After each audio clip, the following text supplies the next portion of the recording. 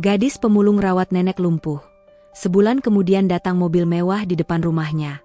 Sebelum cerita dimulai, silahkan tulis di kolom komentar dari daerah mana saja teman-teman yang menonton cerita ini. Jangan lupa like dan subscribe agar channel ini bisa semakin berkembang dan mempersembahkan cerita yang lebih menarik lagi.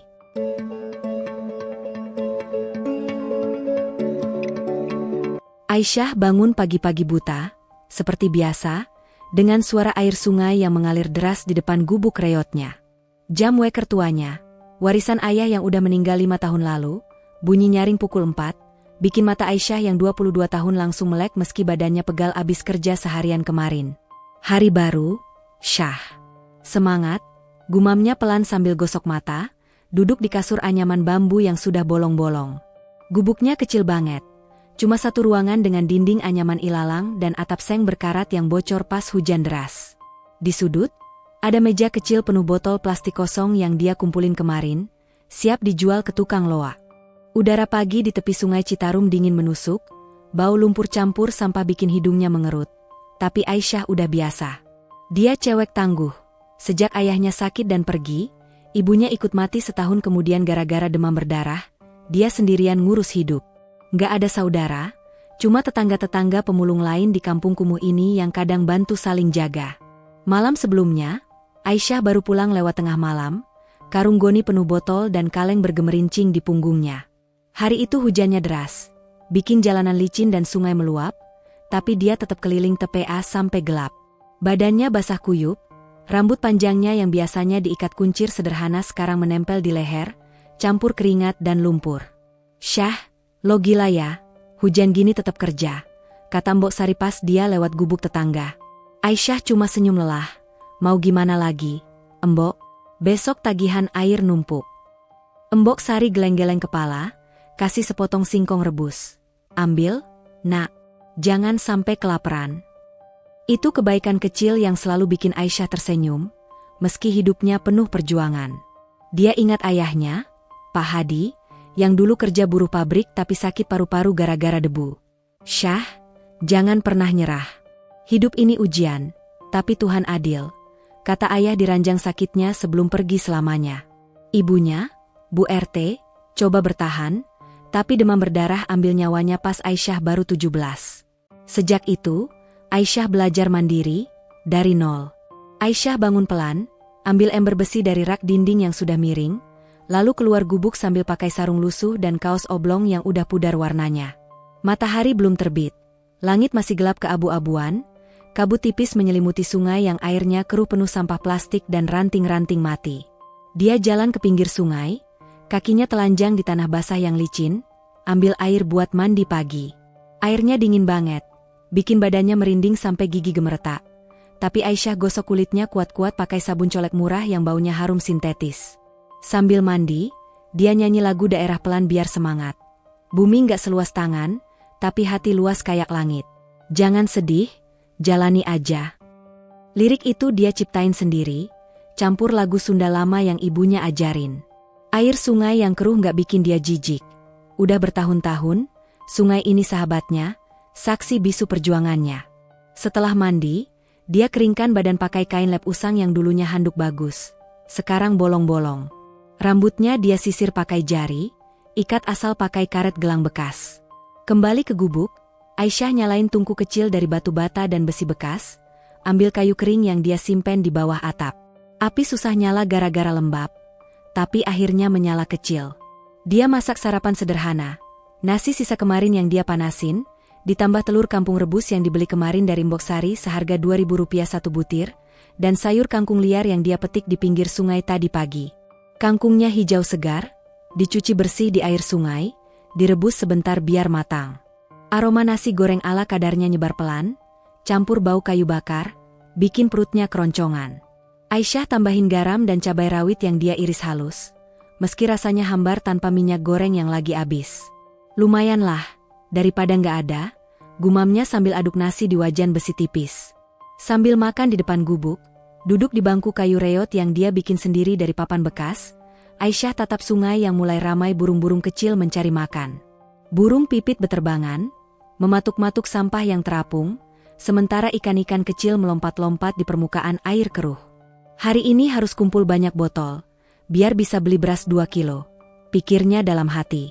Dia ingat tagihan listrik yang numpuk, Rp50.000 yang harus dibayar minggu ini. Kalau enggak, lampu mati lagi seperti bulan lalu. Malam gelap tanpa listrik bikin dia takut. Apalagi sendirian. Sejak SMP, Aisyah putus sekolah gara-gara biaya. Sekolah negeri aja butuh seragam dan buku, mana mampu keluarganya yang pas-pasan.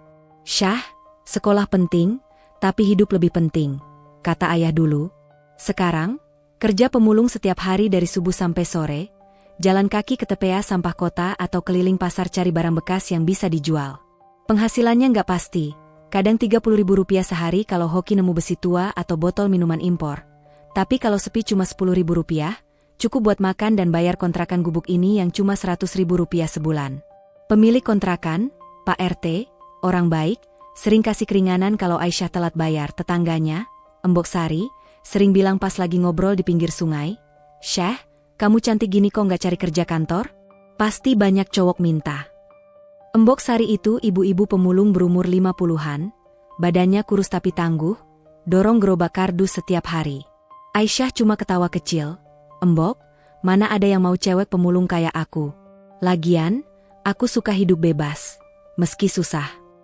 Cantiknya Aisyah memang alami, kulit sawo matang yang sehat, mata coklat besar yang penuh semangat, rambut hitam panjang yang selalu rapi meski sederhana. Tapi dia nggak pernah mikir soal itu, prioritasnya makan dan bertahan. Kadang, pas lagi jalan ke pasar, cowok-cowok pemulung melirik, tapi Aisyah cuek, fokus kerja. "Hidup ini nggak adil, tapi gue nggak mau ngeluh," pikirnya sering. Selesai makan, Aisyah cuci piring pakai ember kecil, airnya dia ambil dari sungai lagi. Langit mulai terang, matahari pagi menyembul pelan di ufuk timur, warnanya jingga campur merah bikin sungai berkilauan meski keruh. Aisyah ambil karung goni besar dari gubuk, ikat di punggung pakai tali rafia, lalu berangkat ke pasar tradisional yang cuma 2 kilometer dari sungai. Jalan setapak berlumpur basah gara-gara hujan semalam, sepatu kets bututnya nyemplung lumpur sampai betis, bikin celananya kotor. Tapi dia tetap jalan cepat, langkahnya ringan meski punggungnya berat. Sepanjang jalan, dia lewat gubuk-gubuk tetangga yang mirip punyanya. Atap seng bocor, anak-anak kecil main lumpur, ibu-ibu nyalain api masak. "Pagi, Syah," sapa seorang tetangga, Pak Joko, yang lagi potong kayu. Aisyah balas senyum, "Pagi, Pak. Hoki hari ini ya." Pak Joko itu bapak pemulung tua, sering bagi rokok kretek murah ke anak muda kayak Aisyah. Pasar udah mulai ramai pas Aisyah sampai, jam 6 pagi. Pedagang sayur jerit-jerit nawarin dagangan, bayam segar, Rp5.000 segenggam. Aroma ikan segar campur bau sampah bikin hidungnya penuh. Tapi Aisyah udah kebal. Pasar ini pasar Citarum. Ramai banget setiap hari, penuh lapak-lapak anyaman bambu, orang-orang belanja dari desa dan kota kecil. Aisyah mulai kumpul botol plastik dari tong sampah dekat lapak buah. Tangannya lincah sortir yang bersih dari yang kotor. Kadang nemu kaleng bekas soda yang harganya lebih mahal, Rp500 per kaleng. "Permisi, Bu, sampahnya boleh diambil?" tanyanya sopan ke ibu-ibu pedagang, yang biasanya senyum dan kasih tambahan. "Ambil aja, Nak. Tapi jangan ambil semua, ya." Hari ini hokinya lumayan. Dia kumpul 50 botol dalam sejam, beratnya bikin punggungnya pegal, tapi senyumnya lebar. Ini bisa dijual Rp2.000 per kilo, pasti dapat Rp20.000, hitungnya dalam hati. Sambil kerja, Aisyah ngobrol sama pedagang kenalan. "Bu RT, penjual sayur, kasih dia seikat bayam gratis. Ini buat lo, Syah. Lo rawat diri, jangan capek terus." Aisyah makasih, Bu. Nanti gue balas ya. Dia istirahat sebentar di pinggir pasar, duduk di trotoar batu yang retak, minum air dari botol bekas yang dia isi tadi pagi. Keringat menetes di dahinya, angin pagi bertiup pelan bawa aroma gorengan dari lapak sebelah. Tiba-tiba, matanya tertarik ke sesosok perempuan tua duduk sendirian di trotoar, badannya lumpuh separuh, kakinya kaku kayak kayu, pakaiannya compang-camping penuh lumpur. Nenek itu diam aja, mata kosong tatap tanah, luka di lengannya berdarah pelan, tampak lemah dan kelaparan. Orang-orang lewat cuek, buru-buru belanja, pedagang malah bilang ke Aisyah pas dia deketin, "Itu nenek gila, jangan deketin." Dari kemarin duduk di situ, nggak ada yang peduli. Tapi hati Aisyah nggak tega. Ingat ayah dan ibunya yang dulu juga lemah pas sakit. Dia deketin pelan, jongkok di depan nenek. "Nek, sakit ya? Biar aku bantu." Nenek itu angkat muka pelan, matanya sayu tapi ada kilau aneh, seperti orang yang punya cerita panjang. Wajahnya keriput dalam, rambut putih acak-acakan, tapi ada keanggunan tersembunyi di balik kotoran. "Anak bawa pulang lapar." Suaranya pelan banget, hampir nggak kedengeran di tengah keramaian pasar. Aisyah ragu sebentar. Dia sendiri susah, mana bisa rawat orang lain? Karung botolnya masih setengah penuh. Penghasilannya hari ini bisa hilang kalau dia urus nenek ini. Tapi ingat kata ayahnya yang dulu bilang, kebaikan balik lagi, Syah. Jangan takut susah tambah susah. Hatinya luluh, Aisyah angkat nenek itu pelan ke punggungnya, badan nenek ringan tapi lemah. Kakinya menggantung tak bergerak.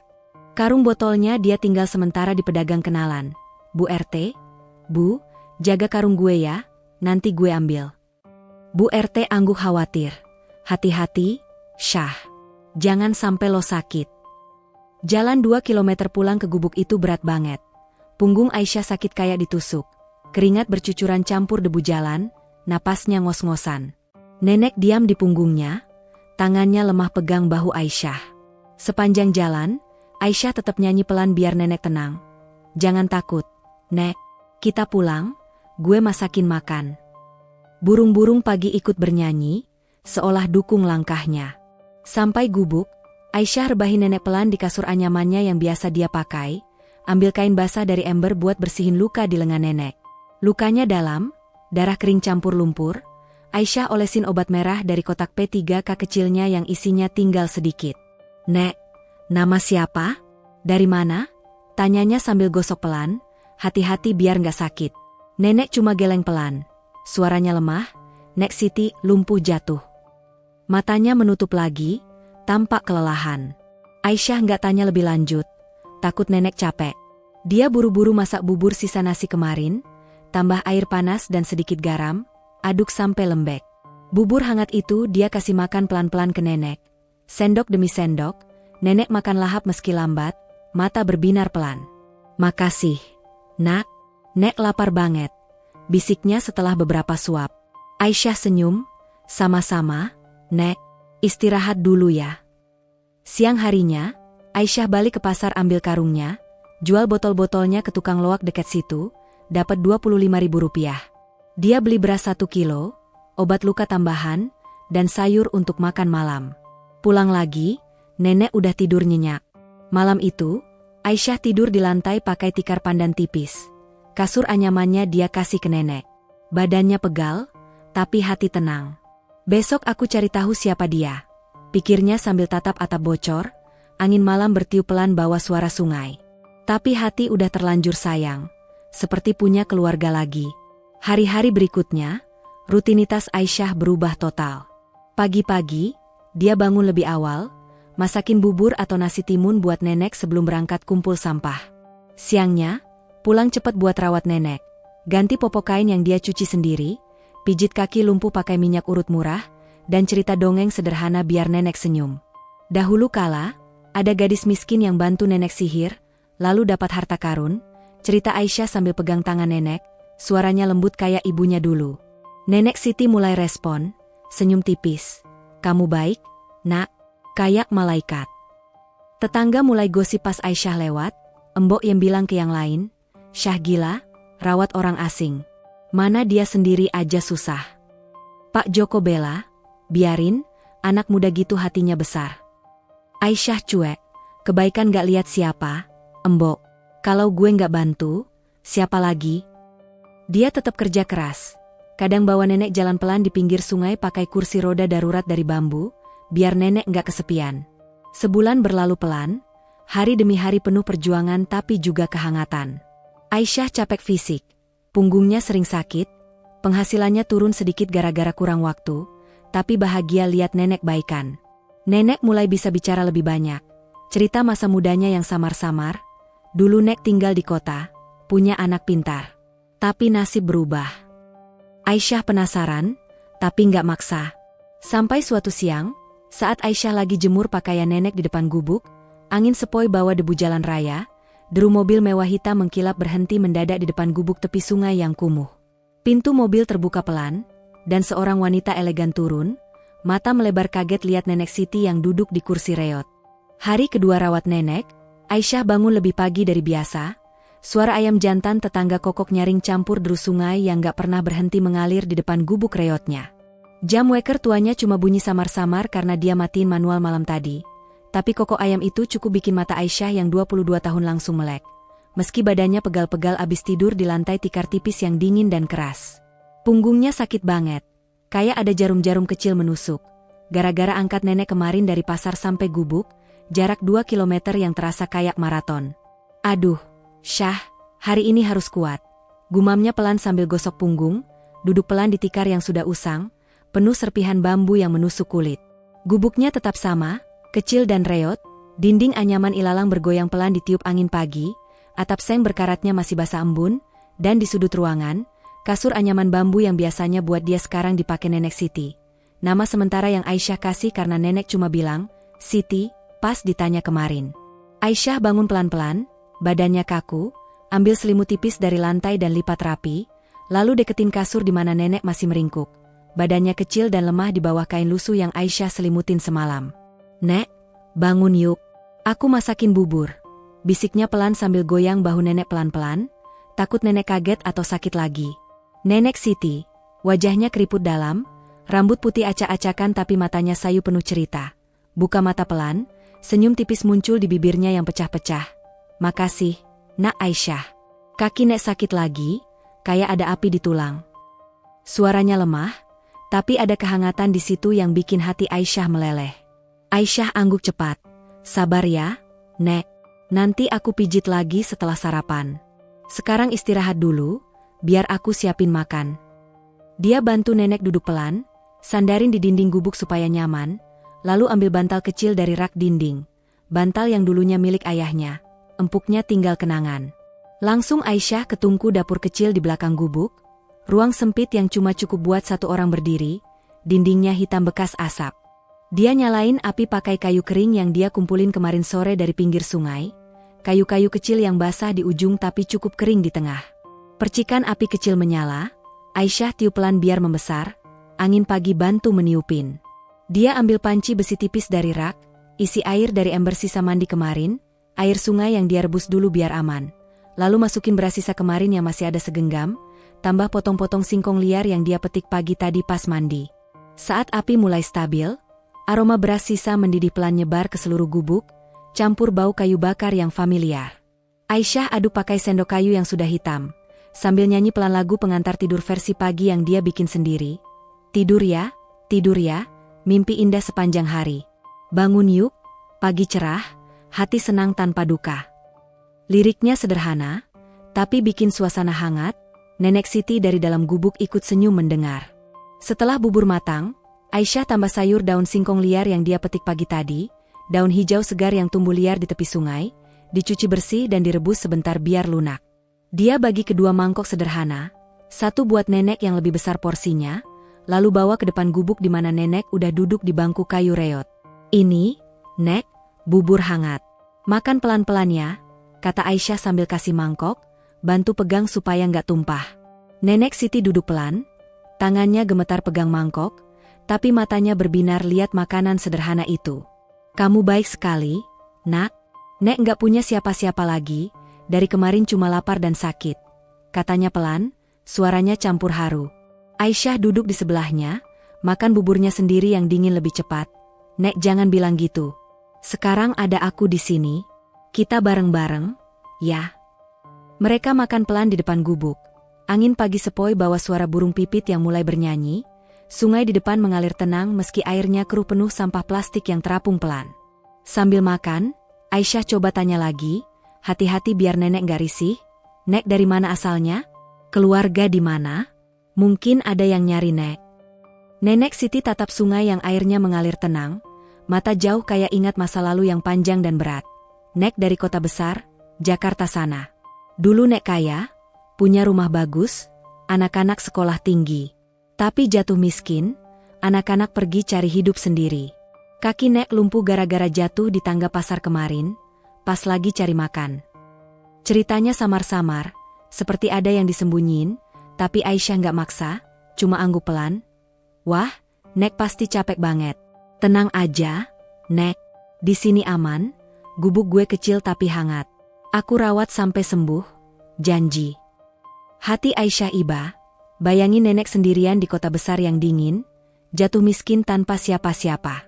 Dia ingat ibunya yang dulu juga sakit sendirian, demam berdarah yang bikin semuanya berubah. Setelah sarapan, Aisyah cuci mangkok cepat di ember, lalu ambil botol minyak kayu putih murah dari kotak P3K kecilnya. Botol yang tinggal setengah, baunya kuat menusuk hidung. Nek, sekarang aku pijit kakinya ya, biar nggak pegel lagi, katanya sambil bantu nenek rebah di kasur anyaman. Nenek angguk. Iya, nak, tapi pelan-pelan, kaki Nek kayak kayu mati. Aisyah duduk di lantai, angkat kaki nenek pelan, kakinya dingin dan kaku, kulitnya kasar penuh urat-urat menonjol. Lalu olesin minyak pelan-pelan, pijit dari telapak sampai betis pakai tangan lincah yang terbiasa dari dulu pijit ayahnya pas sakit paru. Gerakannya ritmis, tekan pelan di titik-titik sakit, nenek meringis sesekali tapi senyum pelan. Enak, nak, hangat sekali. Kamu kayak anak Nek sendiri, tanganmu ajaib. Aisyah ketawa kecil, hehe. Biasa aja, Nek. Dulu ayah gue sakit, aku belajar sendiri dari tetangga. Sekarang seneng bisa bantu Nek. Tapi di balik senyumnya, hati Aisyah campur aduk. Dia harus kumpul sampah lebih banyak sekarang. Buat beli obat luka tambahan, makanan ekstra, dan mungkin kain bersih buat nenek. Penghasilannya kemarin cuma Rp25.000, hari ini harus lebih. Pagi itu berlalu pelan, Aisyah bantu nenek ke toilet darurat di belakang gubuk. Cuma lubang sederhana di tanah, dia pegang lengan nenek supaya aman. Lalu, dia sapu halaman kecil depan gubuk, daun-daun kering berguguran dari pohon pisang liar, angin bawa bau tanah basah. Nenek duduk di bangku, tatap Aisyah kerja dengan mata penuh kekaguman. Kamu kuat sekali, nak. Nek dulu juga begini, tapi sekarang lumpuh. Aisyah senyum, kuat karena harus. Nek, hidup di sini gini, sungai temen gue, sampah temen kerja gue. Jam 9 pagi, matahari mulai panas, Aisyah siap-siap berangkat. Dia ambil sepeda butut warisan ayah dari belakang gubuk. Roda belakangnya agak miring, tapi masih jalan, ikat karung goni kosong di boncengan. Nek, aku berangkat ke TPA ya, kumpul sampah. Pintu aku kunci rapat. Kalau haus minum air di ember. Nanti siang pulang bawa makan, katanya sambil peluk nenek pelan. Nenek angguk, hati-hati di jalan, nak. Nek tunggu. Siang harinya, Aisyah berangkat ke TPA sampah kota pakai sepeda butut itu. Nenek ditinggal di gubuk dengan pintu dikunci rapat pakai gembok besi tua. Jalan ke TPA panjang. 5 kilometer lewat jalan raya berdebu yang ramai truk dan motor. Angin panas bikin keringatnya bercucuran deras, rambutnya menempel di leher. Sepanjang jalan, Aisyah lewat sawah-sawah hijau yang mulai kering musim kemarau. Anak-anak desa main bola di pinggir, sapa dia ramah. Pagi, Kak Syah. Hoki ya. Aisyah balas senyum, iya, kalian belajar yang benar. Tapi pikirannya ke nenek, khawatir ditinggal sendirian. Sampai TPA, tumpukan sampah setinggi gunung menjulang, bau busuk menusuk hidung kayak jarum, burung-burung nasar beterbangan ribuan, rebutan sisa makanan. Udara panas terasa lebih pengap di sini, matahari bakar kulit Aisyah yang cuma pakai kaos tipis. Dia turun sepeda, parkir di pinggir, ambil karung goni besar, lalu mulai sortir botol plastik, kardus basah, dan besi tua yang berkarat. Hari ini harus 100 botol minimal, biar dapat Rp50.000 dari tukang loak. Pikirnya sambil angkat-angkat barang berat, tangannya langsung hitam kotor penuh lumpur dan sisa makanan busuk. Kerja di TPA nggak mudah. Aisyah jongkok di tumpukan sampah, tangannya lincah pilah-pilah, kadang nemu botol minuman impor yang harganya Rp100 per biji kalau bersih. Tapi bahayanya banyak. Lalat beterbangan, tikus lari-larian, dan kadang jarum suntik bekas yang bikin tangannya luka. Hari ini, luka kecil di jari telunjuknya berdarah pelan gara-gara kertas tajam. Aisyah cuma lep pakai kain usang, tetap kerja keras. Dia bantu pemulung lain yang sakit, angkat kardus berat buat Mbok RT yang batuk-batuk. Makasih, Syah. Lo baik banget.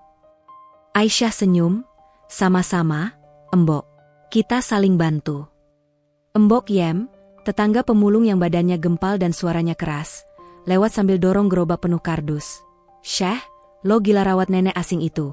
Mending jual aja barangnya ke panti asuhan, dapat duit lebih. Lo sendiri aja susah." Aisyah geleng kepala, sambil angkat besi tua ke karung. "Enggak, Embok. Kasian dia sendirian, lumpuh gitu. Gue ngerasa seperti rawat ibu gue dulu." Embok Yem cuma geleng-geleng. "Anak muda sekarang aneh. Hati-hati, jangan sampai lo sakit sendiri." Aisyah cuek, fokus kerja, keringat menetes campur debu bikin wajahnya hitam. Siang menjelang sore, matahari mulai condong, Aisyah karungnya udah penuh berat. Botol plastik 80 biji, kardus 10 kilogram, besi 5 kilogram. Punggungnya pegal lagi, tapi senyum puas. Dia naik sepeda pulang, jalan raya sekarang macet truk sampah kota, klakson berisik. Pulang ke gubuk sekitar jam 4 sore, Aisyah buka kunci pintu, Nenek Siti lagi duduk di depan pintu yang dia buka sedikit. Mungkin penasaran, tatap sungai dengan senyum tenang. Tangannya pegang tongkat kayu sementara yang Aisyah bikin dari ranting. "Nak, alhamdulillah lo pulang." "Nek nunggu dari tadi," kata nenek pelan. Aisyah rebah karungnya, peluk nenek sebentar. "Nek nggak apa-apa kan? Gue bawa sayur dan ikan." Dia jual karungnya ke tukang loak dekat pasar yang dia lewatin. Dapat Rp40.000, cukup buat beras 2 kilo, obat merah tambahan, dan sayur kangkung segar. Tukang loak, "Pak Maman, kasih bonus Rp5.000. Lo rajin banget hari ini, Syah. Rawat nenek ya. Semangat." Sampai gubuk, Aisyah langsung masak makan malam. Ikan sungai kecil yang dia tangkap pagi tadi, digoreng sederhana di wajan tipis pakai minyak jelantah sedikit, tambah sambal terasi dari cabai kering dan bawang putih. Aroma gorengannya nyebar, bikin perut nenek keroncongan. Mereka makan bareng di depan gubuk, duduk di tikar, piring sederhana di pangkuan, angin sore sejuk bawa suara anak-anak tetangga main. "Enak, Nak. Belum lama Nek makan kayak gini," kata nenek sambil kunyah pelan. Aisyah senyum, "Alhamdulillah, Nek. Cerita dong lebih lanjut soal keluarga Nek." Nenek mulai buka diri sedikit, mata tatap senja yang jingga di sungai. "Dulu Nek punya anak perempuan satu, namanya Mira. Kaya raya sekarang, bisnis besar di kota. Tapi dia pergi jauh, sibuk kerja. Nek jatuh miskin gara-gara sakit jantung dulu. Nek pergi sendiri, nggak mau beban." Aisyah dengerin sambil makan, hati iba campur penasaran. "Nek pasti ketemu lagi sama Mira. Aku doain, Nek. Besok gue coba tanya tetangga, siapa tahu ada yang tahu." Nenek senyum tipis. "Makasih, Nak. Kamu hati emas." Malam itu, setelah makan, Aisyah pijit nenek lagi sebentar, cerita dongeng sederhana soal gadis baik hati yang dapat berkah. Nenek tertidur pelan, Aisyah tidur di lantai lagi, tikar tipisnya basah embun malam, tapi hati hangat, seperti punya keluarga kecil. Hari-hari berikutnya, rutinitas berubah jadi lebih berwarna meski susah. Hari ketiga, Aisyah bangun pagi, mandi di sungai dingin, masak nasi timun buat nenek, lalu berangkat ke pasar bukan TPA karena lebih dekat. Di pasar, dia kumpul botol dari tong-tong, pedagang kasih tambahan sayur, tapi tetangga Mbok Sari dateng. "Syah, lo beneran rawat nenek gila itu? Orang bilang dia dari kota, mungkin kabur. Lo hati-hati, jangan sampai ada yang nyari terus ribut." Aisyah geleng, "Gak apa-apa, Mbok. Gue seneng." Pulang, nenek cerita lebih, soal rumah besar dulu, tapi masih samar. Hari keempat, hujan deras, Aisyah nggak bisa keluar, dia pijit nenek seharian, cerita masa kecilnya sendiri. "Dulu gue mimpi jadi guru, Nek. Tapi nasib bikin pemulung." Nenek peluk tangan Aisyah, "Mimpi lo bakal jadi nyata, Nak." Sebulan berlalu pelan kayak air sungai yang mengalir tak terburu. Rutinitas Aisyah berubah total. Pagi masak dan rawat nenek, siang kumpul sampah lebih giat, kadang ke TPA, kadang pasar. Penghasilannya naik sedikit jadi Rp50.000 rata-rata gara-gara bantu tetangga yang kasih upah kecil. Nenek baikan pelan, kakinya mulai bisa gerak sedikit pakai tongkat. Aisyah ajarin dia lipat kain atau cuci mangkok supaya nggak bosan. Tetangga mulai gosip rame, Embok yang bilang ke yang lain, "Syah ambil beban sendiri, nenek itu pasti ada rahasia." Tapi ada yang bantu, "Pak Joko bawa beras sisa. Ini buat kalian, Syah. Lo hebat." Tony, pemulung muda yang suka Aisyah, sering lewat bawa air minum. "Syah, lo capek gini, gue bantu angkat karung yuk." Aisyah senyum sopan, "Makasih, Ton. Tapi gue oke." Ada yang iri, seperti Mbok Sari yang bilang, "Lo rawat asing, anak sendiri mana?" Tapi Aisyah cuek, fokus rawat nenek yang sekarang bisa cerita lebih. "Anak gue Mira, pintar tapi jauh." Aisyah capek fisik, punggung sakit kronis, tapi bahagia lihat nenek senyum. Suatu hari, nenek kasih kalung tua, "Simpen, nak, warisan." Aisyah penasaran, tapi simpen. Sampai suatu siang, saat Aisyah lagi jemur kain di depan gubuk, deru mobil mewah hitam mengkilap berhenti mendadak di jalan tanah kumuh. Pintu terbuka, dan wanita elegan turun, mata melebar kaget lihat Nenek Siti. Minggu ketiga merawat nenek, Aisyah mulai merasakan kelelahan yang tidak biasa. Setiap pagi, dia terbangun dengan tubuh yang pegal, tetapi kasih sayangnya kepada Nenek Siti membuatnya terus berjuang. Malam sebelumnya, hujan deras turun, dan pagi itu, air dari sungai meluap, masuk ke dalam gubuk mereka hingga lantai tanah menjadi basah. Aisyah bergegas, "Nek, hati-hati jangan kedinginan," katanya sambil mengusap lantai dengan kain lap yang sudah basah kuyup. Dia berusaha tersenyum, meski napasnya mulai tersengal. Nenek Siti duduk di kursi kayu reot, selimut tipis menutupi kakinya yang lumpuh. "Kamu basah semua, nak. Mandi dulu." "Nek tunggu," ujar nenek dengan suara lembut, penuh kepedulian. Aisyah hanya bisa tersenyum lelah. "Nanti aja, Nek. Aku masak dulu biar hangat." Dia menyalakan tungku dengan kayu basah yang sulit untuk menyala. Setelah beberapa usaha, akhirnya api menyala juga, dan dia bisa memasak bubur jagung hangat, menambahkan gula merah sisa kemarin. Saat mereka makan pelan-pelan, suara hujan yang semakin deras membuat atap seng berisik seperti alat musik drum. "Nek, cerita dong masa muda Nek. Pasti seru," pinta Aisyah, berharap bisa meringankan suasana. Nenek tersenyum samar, tetapi ada kerinduan dalam tatapannya. "Dulu Nek tinggal di kota, punya rumah besar. Anak Nek perempuan, namanya Mira, pintar sekolah. Tapi Nek sakit, mereka pergi. Nek jatuh ke sungai, kaki lumpuh." Ceritanya, suaranya bergetar. Aisyah mendengarkan dengan seksama, tetapi ada bagian dari cerita nenek yang terasa tidak utuh. "Kenapa mereka pergi, Nek?" tanyanya pelan, ingin tahu lebih banyak. Nenek hanya menggeleng, matanya tampak kosong. Aisyah merasa curiga ada rahasia di balik cerita itu, tetapi dia tidak ingin memaksakan pertanyaan. Dia tahu betapa sulitnya bagi nenek untuk mengingat masa lalu yang menyakitkan. Setelah hujan reda, Aisyah berangkat untuk mengumpulkan sampah meski langit masih mendung. Dia mendorong gerobak kecil pinjaman tetangga ke pasar, hati-hati agar tidak tergelincir di jalan yang licin. Setiap langkah terasa berat, dan dia hampir jatuh berkali-kali. Di pasar, air genangan penuh sampah, dan Aisyah mulai memilah botol dari tong-tong basah. Tangannya terasa kedinginan, dan hari itu sepi. Banyak pedagang yang tutup cepat karena hujan. Dia hanya berhasil mendapatkan 30 botol, yang dijual seharga Rp20.000, jauh dari cukup untuk membeli obat nenek yang membutuhkan salep luka. Ketika Aisyah pulang, dia menemukan nenek terbaring di tempat tidur. Wajahnya memucat. "Nek panas, ya Tuhan," katanya panik, merasakan ketakutan menjalar di dalam hati. Dia segera mengambil sepeda lagi dan berangkat ke puskesmas yang berjarak 3 kilometer, membawa nenek dengan boncengan belakang yang diikat dengan kain. Dalam perjalanan, angin berhembus kencang, tetapi Aisyah terus mengayuh, bertekad untuk mendapatkan perawatan yang dibutuhkan nenek. Di puskesmas, dokter memeriksa nenek dan memberikan obat demam serta vitamin gratis. "Kamu baik sekali merawat orang tua sendirian. Hati-hati, jangan sakit sendiri," kata dokter itu, menatap Aisyah dengan penuh perhatian. Aisyah mengangguk, hatinya terharu. "Makasih, Dok. Ini seperti ibu aku sendiri," jawabnya dengan suara penuh rasa syukur. Malam itu, setelah pulang, Aisyah memijat nenek lagi sambil bercerita tentang desa masa kecilnya yang damai, sawah hijau, dan festival panen yang penuh warna. Nenek mendengarkan dengan mata berbinar, seolah-olah menghidupkan kembali kenangan yang telah lama terkubur. "Kamu mirip Mira, anak Nek. Baik hati," katanya, dan Aisyah merasa hangat di dalam hati. Namun, Di sebalik senyumnya, ada rasa ingin tahu yang tak terjawab tentang masa lalu nenek.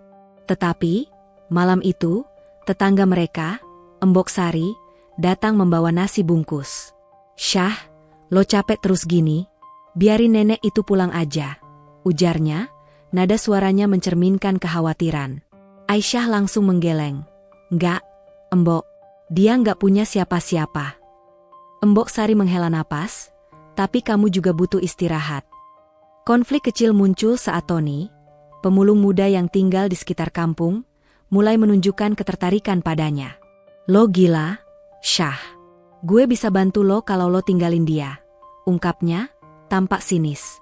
Aisyah menolak halus, "Gue nggak butuh duit gampang, Ton. Gue mau bantu orang." Tony terlihat kecewa, tetapi dia tidak menyerah. Dia sering datang, membantu Aisyah mengangkat karung sampah kadang-kadang, memberi Aisyah perhatian yang lebih. Sebulan berlalu, nenek semakin baik dan bisa berjalan pelan dengan tongkat. Aisyah merasa bangga melihat nenek berusaha untuk mandiri. Dia mulai mengajari nenek memasak makanan sederhana, dan di antara tawa dan kebersamaan, hubungan mereka semakin kuat. Namun, misteri tentang nenek semakin dalam. Suatu malam, saat Aisyah terlelap, dia mendengar nenek berteriak dalam mimpinya, "Mira, jangan pergi." Aisyah terbangun, dan tanpa berpikir panjang, dia memeluk nenek dengan lembut, tetapi hatinya penasaran. Keesokan harinya, Aisyah berusaha menenangkan nenek. "Nek, mimpi apa kemarin? Apa ada yang ingin diceritakan?" tanyanya, tetapi nenek hanya menunduk, tampak bingung. "Nggak apa-apa, Nak. Semua baik-baik saja," jawab nenek, tetapi Aisyah merasa ada sesuatu yang mengganjal. Hingga siang itu, ketika Aisyah sedang bekerja di luar, tiba-tiba sebuah mobil mewah berhenti di depan gubuk mereka. Aisyah terkejut melihat sosok yang keluar dari mobil itu.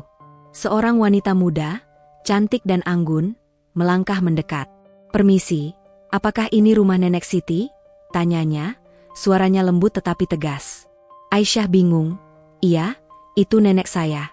Ada yang bisa saya bantu?" Wanita itu tersenyum, tetapi ada perasaan tegang di udara.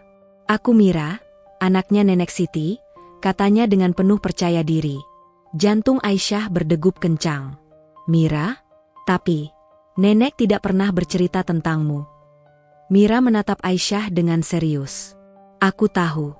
Nenek sudah banyak menderita. Aku datang untuk menemuinya setelah bertahun-tahun kami terpisah." Aisyah merasa gelisah. "Tapi, kenapa sekarang? Nenek tidak dalam keadaan baik," ucapnya, merasa harus melindungi nenek. Mira menghela napas, terlihat sedih. "Aku menyesal tidak ada untuknya. Hidupku di kota sangat sibuk, dan aku terpaksa meninggalkannya. Tapi aku ingin memperbaikinya," ujarnya, harapan terlihat di matanya. Aisyah merasa terombang-ambing antara rasa marah dan rasa kasihan. "Nenek sudah berjuang sendirian selama ini. Dia sangat merindukanmu," katanya, suaranya tegas. Mira mengangguk. "Aku tahu, dan aku ingin meminta maaf. Aku ingin merawatnya sekarang." Mendengar nama Mira, nenek tiba-tiba muncul dari dalam rumah. Wajahnya terlihat terkejut, dan Aisyah merasakan ketegangan di udara. "Mira?" Suara nenek bergetar. Aisyah melihat air mata mengalir di pipi nenek, dan dia langsung berlari untuk memeluk nenek. "Nek, ini Mira. Dia datang untukmu." Mira menghampiri nenek dengan hati-hati, dan Aisyah bisa merasakan ketegangan di antara mereka. "Maafkan aku, Nek. Aku tidak pernah berniat meninggalkanmu," kata Mira, suaranya penuh penyesalan. Nenek tampak bingung, tetapi ada cahaya di matanya. "Mira, kenapa kamu tidak menghubungi Nek? Kenapa kamu pergi?"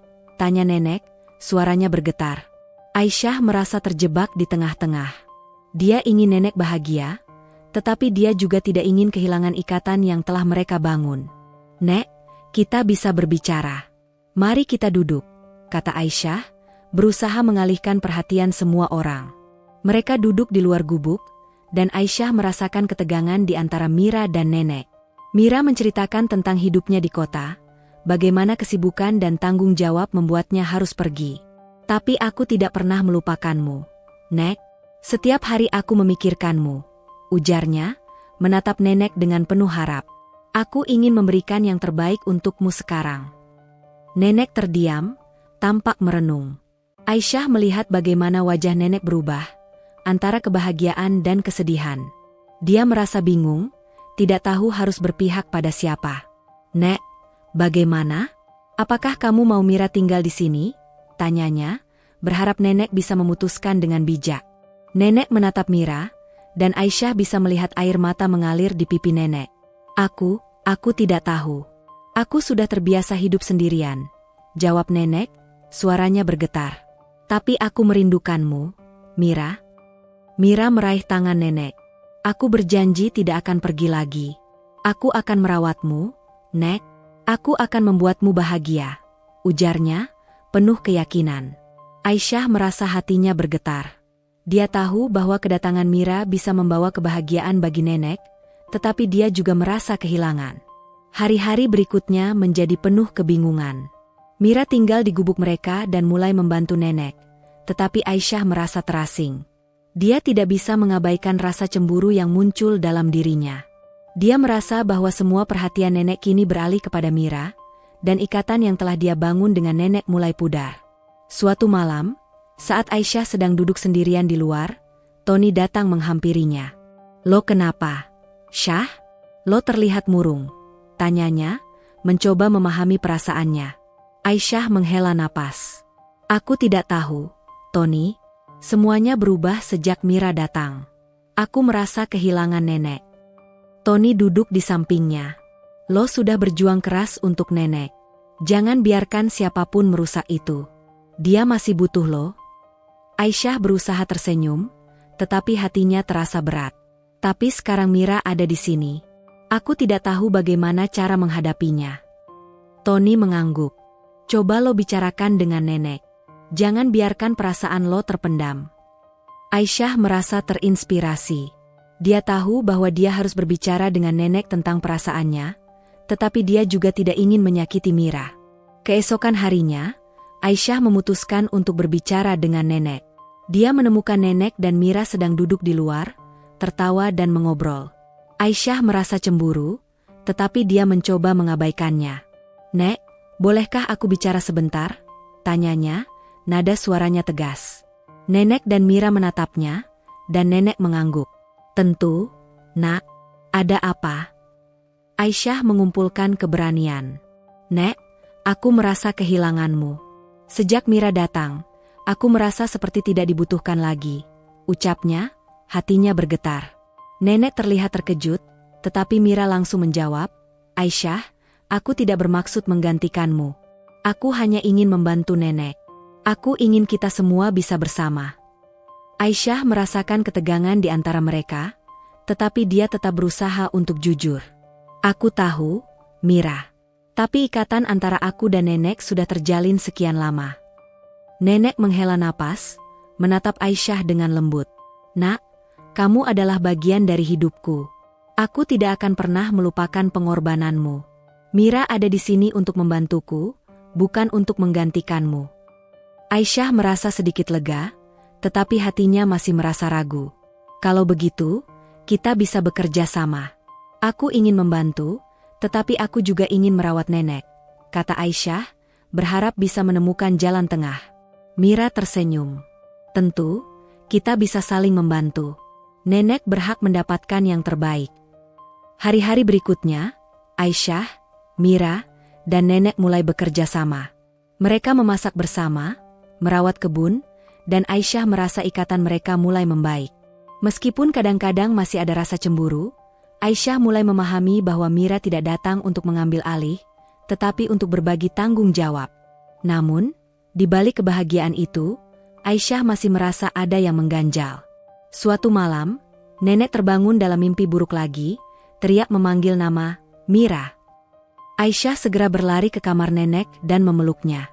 "Nek, aku di sini. Tenang saja," katanya, berusaha menenangkan nenek. Setelah nenek tenang, dia menatap Aisyah dengan tatapan penuh rasa syukur. "Maafkan aku, Nak.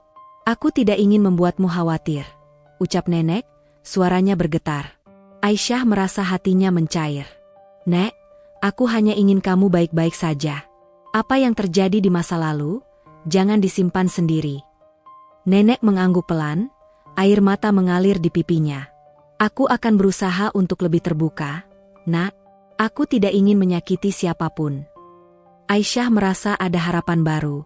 Dia tahu bahwa mereka bisa mengatasi semua ini bersama. Malam-malam berikutnya, Nenek mulai bercerita lebih banyak tentang masa lalu. Dia mengungkapkan rasa sakitnya ketika Mira pergi dan bagaimana dia merasa sendirian. Mendengar cerita Nenek membuat Aisyah semakin menghargai pengorbanan dan perjuangan Nenek. Nek, kamu tidak sendirian lagi. Aku dan Mira di sini untukmu, ucapnya, berusaha memberi semangat. Aisyah juga mulai menjalin hubungan lebih baik dengan Mira. Mereka berbagi cerita, tawa, dan kadang-kadang, air mata. Mira mengungkapkan penyesalannya dan betapa dia merindukan Nenek. Aku ingin memperbaiki semuanya, Aisyah. Aku ingin kita menjadi keluarga yang utuh, katanya, dan Aisyah merasakan harapan di dalam dirinya. Suatu hari, saat mereka berkumpul di luar, Aisyah melihat Nenek tersenyum lebar.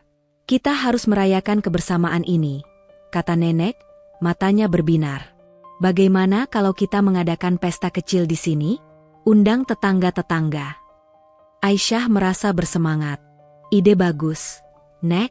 Kita bisa memasak makanan favorit Nenek dan mengundang semua orang. Mira juga setuju, dan mereka mulai merencanakan pesta. Meskipun mereka menghadapi beberapa rintangan dalam persiapan, semangat mereka tidak pudar. Hari pesta tiba, dan gubuk mereka dipenuhi dengan tawa dan kebahagiaan. Tetangga-tetangga datang membawa hidangan dan menyumbangkan kebersamaan. Aisyah merasa bahagia melihat Nenek tersenyum, dikelilingi oleh orang-orang yang mencintainya. Dia menyadari bahwa mereka telah menciptakan keluarga baru, meskipun dengan cara yang berbeda. Ketika malam semakin larut, Aisyah, Mira, dan Nenek duduk bersama di luar, menikmati suasana. Aku merasa sangat bahagia malam ini, kata Nenek, suaranya penuh rasa syukur. Terima kasih, Nak, sudah selalu ada untukku. Aisyah tersenyum, merasa hangat di dalam hati. Nek, aku berjanji akan selalu ada untukmu. Kita bisa melewati apapun bersama. Mira menambahkan, aku juga ingin menjadi bagian dari kebahagiaan ini. Mari kita jaga satu sama lain. Aisyah merasa terharu mendengar kata-kata itu. Dia tahu bahwa meskipun mereka telah melewati banyak rintangan, mereka kini berada di jalan yang benar. Mereka telah belajar untuk saling menghargai, dan ikatan di antara mereka semakin kuat. Seiring berjalannya waktu, Aisyah, Nenek, dan Mira terus membangun kehidupan baru bersama. Mereka menjadikan gubuk itu sebagai rumah yang penuh cinta, tawa, dan harapan. Meskipun kadang-kadang ada tantangan, mereka tahu bahwa selama mereka bersama, mereka bisa menghadapinya. Aisyah menyadari bahwa hidup tidak selalu mudah, tetapi dia telah menemukan kekuatan dalam diri sendiri dan dalam hubungan mereka. Dia tidak lagi merasa seperti wanita penyakit, tetapi sebagai seseorang yang berharga dan dicintai. Dia telah belajar bahwa cinta dan keluarga bukan hanya tentang ikatan darah, tetapi tentang bagaimana kita saling mendukung dan merawat satu sama lain. Akhirnya, Aisyah, Nenek, dan Mira siap untuk menghadapi masa depan dengan penuh harapan. Mereka telah melewati banyak hal, tetapi mereka juga telah menemukan cara untuk saling mencintai dan menghargai. Dengan semangat yang baru, mereka melanjutkan hidup, siap untuk menulis bab baru dalam kisah mereka yang penuh cinta. Akhir minggu keempat merawat Nenek, Aisyah mulai merasakan perubahan di sekelilingnya. Gosip di kampung pemulung semakin ramai, dan meskipun dia berusaha untuk tidak peduli, cerita-cerita itu tetap menghantui pikirannya. Suatu pagi, saat dia sedang menjemur pakaian Nenek di depan gubuk, angin sepau-sepau membawa aroma tanah basah setelah hujan. Aisyah merasa tenang, tetapi semua itu terganggu ketika Mbok Yem lewat dengan gerobak penuh kardus. "Syah, lo tahu nggak? Orang bilang nenek lo tuh mantan orang kaya. Katanya dia punya anak di kota, tapi lo rawat buat apa? Mending lo jual cerita lo ke TV. Dapat duit?" ujar Mbok Yem dengan nada menggoda, sambil melanjutkan perjalanannya. Aisyah hanya bisa tertawa kecil, berusaha menanggapi dengan ringan. "Mbok, gue nggak mikir duit. Nek baik, gue senang rawat," jawabnya sambil melipat kain pelan. Namun, di dalam hati Aisyah, keraguan mulai muncul. Penghasilannya dari mengumpulkan sampah semakin menurun karena kurangnya waktu yang dia punya. Tagihan obat nenek mulai menumpuk, dan di sisi lain, Tony, pemulung muda yang sering datang membawakan makanan, mulai menunjukkan ketertarikan yang lebih dalam. "Syah, lo cantik gini, kenapa susah sendiri? Gue bisa bantu, lo tinggalin nenek itu aja," goda Tony sambil membantu Aisyah mengangkat ember air. Aisyah tersenyum sopan, tetapi hatinya berdesir. "Makasih, Ton, tapi gue oke kok." Dia berusaha meyakinkan dirinya sendiri bahwa merawat nenek adalah pilihan yang tepat, meskipun kadang-kadang berat. Siang itu, Aisyah memutuskan untuk mengajak nenek jalan-jalan pelan di pinggir sungai. Nenek memegang tongkat kayu sementara Aisyah menggenggam lengan nenek dengan lembut. "Lihat, Nek, burung lagi makan ikan. Sungai ini teman gue dari kecil," katanya, menggambarkan kebahagiaan yang dia rasakan di tempat itu. Nenek Siti tersenyum, "Kamu anak baik, Nak. Nek dulu juga punya sungai di kampung halaman." Mereka duduk di atas batu besar, dan Aisyah mulai bercerita tentang mimpi masa kecilnya. "Aku pengen sekolah tinggi, jadi guru, tapi nasib bikin pemulung," ucapnya, suara pelan. Nenek memegang tangan Aisyah dengan lembut. "Tuhan kasih berkah pelan-pelan. Nek punya rahasia, nanti cerita," katanya dengan nada misterius. Aisyah merasa penasaran, tetapi nenek menutup mulutnya. "Belum waktunya," jawab nenek, dan Aisyah tidak ingin memaksa. Dia menghargai keputusan nenek, meskipun rasa ingin tahunya terus mengganjal. Setelah mereka pulang, tetangga lain, Pak Joko, datang membawa beras sisa. "Ambil, Syah. Lo rawat nenek, kami bantu," katanya sambil menyerahkan karung beras. Kebaikan kecil itu membuat Aisyah terharu. Meskipun kampung mereka miskin, hati para tetangga sangat besar. Dia merasa bersyukur bisa tinggal di lingkungan yang peduli satu sama lain. Malam harinya, romansa antara Aisyah dan Tony semakin jelas. Tony datang membawa gitar tua dan mulai menyanyikan lagu cinta di depan gubuk. "Syah, lo pantas bahagia. Gue suka lo dari lama," ungkapnya dengan nada penuh harapan. Aisyah merasa tersipu, tetapi dia tetap menolak dengan halus. "Ton, gue senang, tapi sekarang fokus rawat Nek." Dari dalam gubuk, Nenek Siti bisik, "Dia cowok baik, Nak, pikirin." Aisyah merasa bingung. Di satu sisi, dia menghargai perhatian Tony, tetapi di sisi lain, dia tidak ingin mengabaikan nenek yang telah membutuhkannya. "Nek, gue janji akan selalu ada buat nenek," jawabnya tegas. Konflik mulai muncul ketika Tony menunjukkan rasa iri. "Lo lebih sayang nenek asing daripada gue," teriaknya suatu sore, saat Aisyah baru pulang dari pasar. Aisyah merasa sedih, tetapi dia tetap tegas. "Enggak, Ton, nenek adalah keluarga gue. Gue nggak bisa tinggalin dia." Meskipun nenek semakin baik dan bisa memasak sendiri, Aisyah merasa terjepit antara tanggung jawab dan keinginannya untuk bahagia. Suatu hari, saat mereka berbelanja sayur di pasar, Aisyah merasakan beban di pundaknya semakin berat. Dia melihat nenek tersenyum, tetapi dia juga merasakan tatapan tajam dari Tony di kejauhan, membuatnya merasa tidak nyaman. Hari-hari berlalu, dan Aisyah berusaha sekuat tenaga untuk menjaga keseimbangan antara merawat nenek dan menghadapi tekanan dari Tony. Dia masih bekerja mengumpulkan sampah, tetapi penghasilannya semakin menurun. Tagihan obat untuk nenek mulai menumpuk, dan dia merasa kewalahan. Suatu malam, setelah menghabiskan waktu bersama nenek, Aisyah duduk di luar gubuk. Dia melihat bintang-bintang di langit dan merasa hampa. "Apa semua ini akan berakhir dengan baik?" gumamnya. Dia merindukan masa kecilnya, saat segala sesuatunya terasa lebih sederhana. Sekarang, semuanya terasa rumit dan berat. Ketika Aisyah kembali ke dalam, dia menemukan Tony sudah menunggu di depan gubuk. "Syah, gue bawa makanan. Lo harus makan," katanya, tersenyum. Aisyah merasa berterima kasih, tetapi hatinya tetap ragu. "Makasih, Ton, tapi gue lagi nggak lapar." Tony terlihat kecewa, tetapi dia tidak pergi. "Lo harus memikirkan diri lo juga, Syah. Nenek udah bisa mandiri sekarang. Mungkin lo bisa sedikit istirahat," sarannya, mencoba meyakinkan Aisyah untuk mempertimbangkan hidupnya sendiri. Aisyah hanya bisa menggeleng. "Enggak, Ton, nenek masih butuh gue. Dia merasa terjebak dalam dilema antara rasa tanggung jawab dan keinginan untuk memiliki kehidupan yang lebih baik. Suatu pagi, Aisyah memutuskan untuk berbicara dengan nenek. Dia ingin tahu lebih banyak tentang masa lalu nenek dan rahasia yang dia simpan. Nek, bisa nggak cerita sedikit tentang masa lalu? Kenapa nenek bisa sampai di sini? Tanyanya, berusaha untuk tidak memaksa. Nenek menatap Aisyah dengan tatapan lembut. Nak, kadang-kadang masa lalu itu menyakitkan. Aku ingin kamu tahu bahwa aku mencintaimu dan bangga padamu. Tapi ada hal-hal yang lebih baik tidak diingat. Aisyah merasa ada sesuatu yang lebih dalam di balik kata-kata nenek. Tapi Nek, aku ingin memahami, supaya aku bisa merawat nenek dengan lebih baik. Nenek menghela napas, tampak ragu. Baiklah, Nak, suatu hari nanti, aku akan menceritakannya padamu. Tapi sekarang, mari kita fokus pada hari ini. Aisyah merasa lega karena nenek bersedia berbagi, meskipun dia tahu itu akan memakan waktu.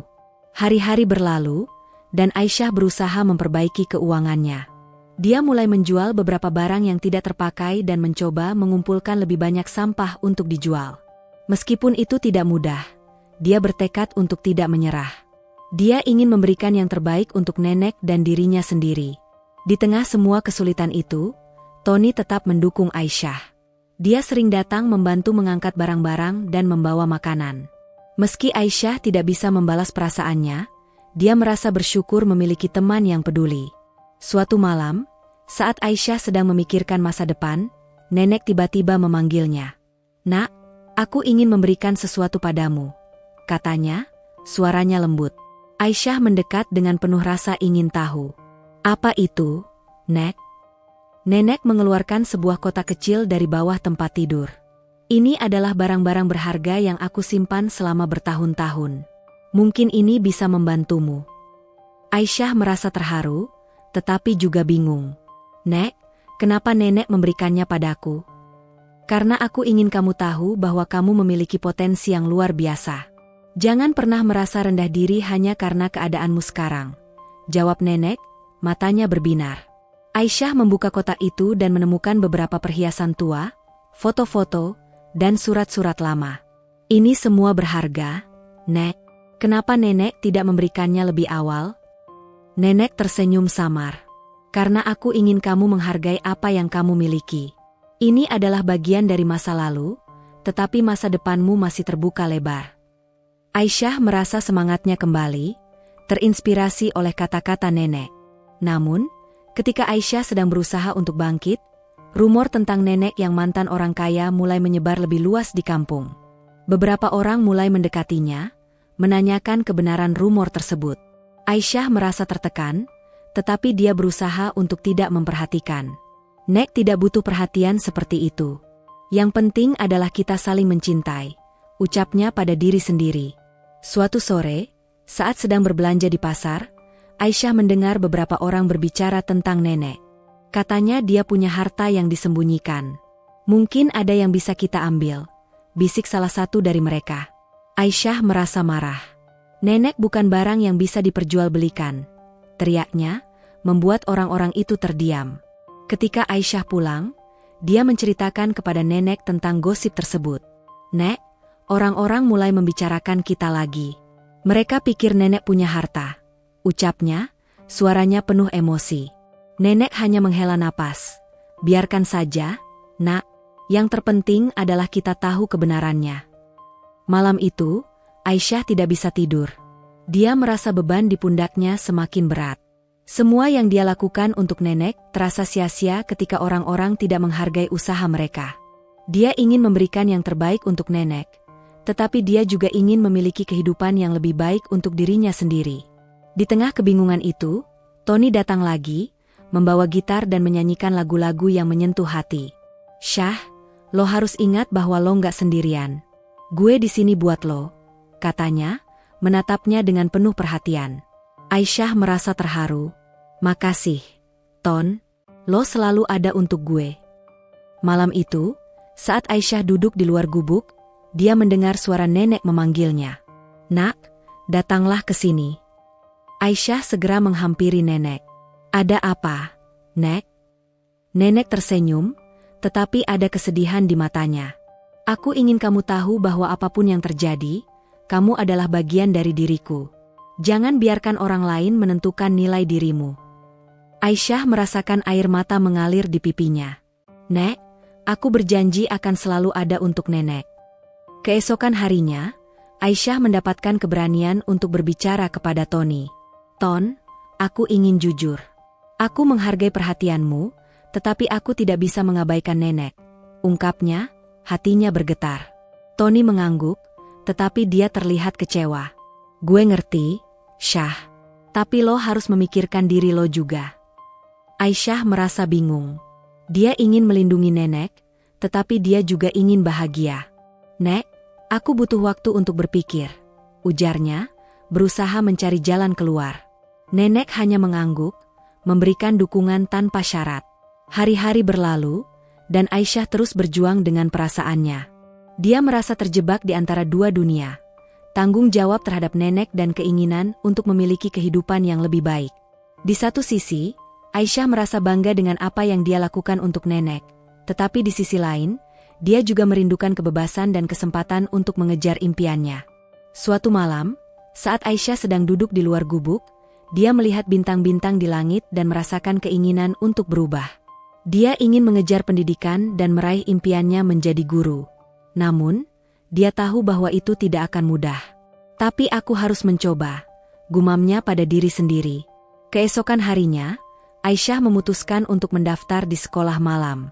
Dia ingin belajar dan mendapatkan gelar, agar bisa memberikan masa depan yang lebih baik untuk nenek dan dirinya sendiri. Dia tahu itu akan sulit, tetapi dia siap menghadapi tantangan. Ketika Aisyah memberitahu nenek tentang keputusannya, nenek tersenyum bangga. Nak, aku selalu mendukungmu. Kamu punya potensi yang luar biasa. Jangan pernah ragu untuk mengejar impianmu, ucap nenek, suaranya penuh semangat. Aisyah merasa terinspirasi dan bertekad untuk belajar sekuat tenaga. Dia mulai mengatur jadwalnya antara merawat nenek dan belajar. Meskipun itu tidak mudah, dia merasa semangatnya semakin tumbuh. Malam-malam di sekolah malam begitu menyenangkan. Aisyah bertemu dengan teman-teman baru dan belajar banyak hal baru. Dia merasa hidupnya mulai berubah ke arah yang lebih baik. Di kelas, dia berusaha keras dan mendapatkan perhatian dari gurunya. Kamu memiliki bakat yang luar biasa, Aisyah. Teruslah belajar, kata guru tersebut, memberikan semangat yang lebih lagi. Namun, meskipun Aisyah merasa bahagia, dia masih tidak dapat mengabaikan perasaannya terhadap Tony. Dia tahu bahwa Tony menyukainya, tetapi dia tidak ingin terjebak dalam hubungan yang mengalihkan perhatiannya dari nenek. Suatu malam, Tony datang lagi, mencoba menghibur Aisyah. Syah, lo bisa melakukan apapun yang lo inginkan. Jangan ragu untuk bahagia. Aisyah merasa terharu. Makasih, Ton. Lo selalu ada buat gue. Tapi aku harus fokus pada nenek dan sekolah. Tony mengangguk, tetapi dia tidak bisa menyembunyikan kekecewaannya. Gue ngerti, tapi lo juga harus memikirkan diri lo sendiri. Ketika Aisyah kembali ke rumah, nenek menunggu dengan senyum hangat. Nak, bagaimana sekolahmu? Tanyanya, penuh perhatian. Aisyah menceritakan tentang teman-teman barunya dan semua pelajaran yang dia pelajari. Nenek mendengarkan dengan penuh minat, dan Aisyah merasa semakin dekat dengan nenek. Hari-hari berlalu, dan Aisyah terus berusaha mengatur waktu dengan baik. Dia merawat nenek, belajar di sekolah malam, dan tetap berusaha mengumpulkan sampah. Meski terkadang merasa kelelahan, semangatnya tidak pernah pudar. Dia tahu bahwa semua ini untuk masa depan yang lebih baik. Suatu siang, saat Aisyah pulang dari pasar, dia melihat mobil mewah kembali berhenti di depan gubuk. Aisyah merasa cemas. Apalagi yang mereka inginkan? Gumamnya. Dia mendekati mobil dan melihat sosok familiar. Mira, anak nenek yang pernah muncul sebelumnya. Mira keluar dari mobil dengan senyuman, tetapi Aisyah merasa ragu. Syah, aku kembali untuk membantu nenek. Aku ingin memastikan dia baik-baik saja, ucap Mira, penuh percaya diri. Aisyah merasa marah dan bingung. Kenapa sekarang? Kenapa tidak sebelumnya? Mira mencoba menjelaskan, tetapi Aisyah merasa tidak ingin mendengarkan. Nenek sudah berjuang tanpa kamu. Dia tidak butuh kamu sekarang, jawabnya tegas. Nenek yang mendengar percakapan itu segera keluar. Nak, tenanglah.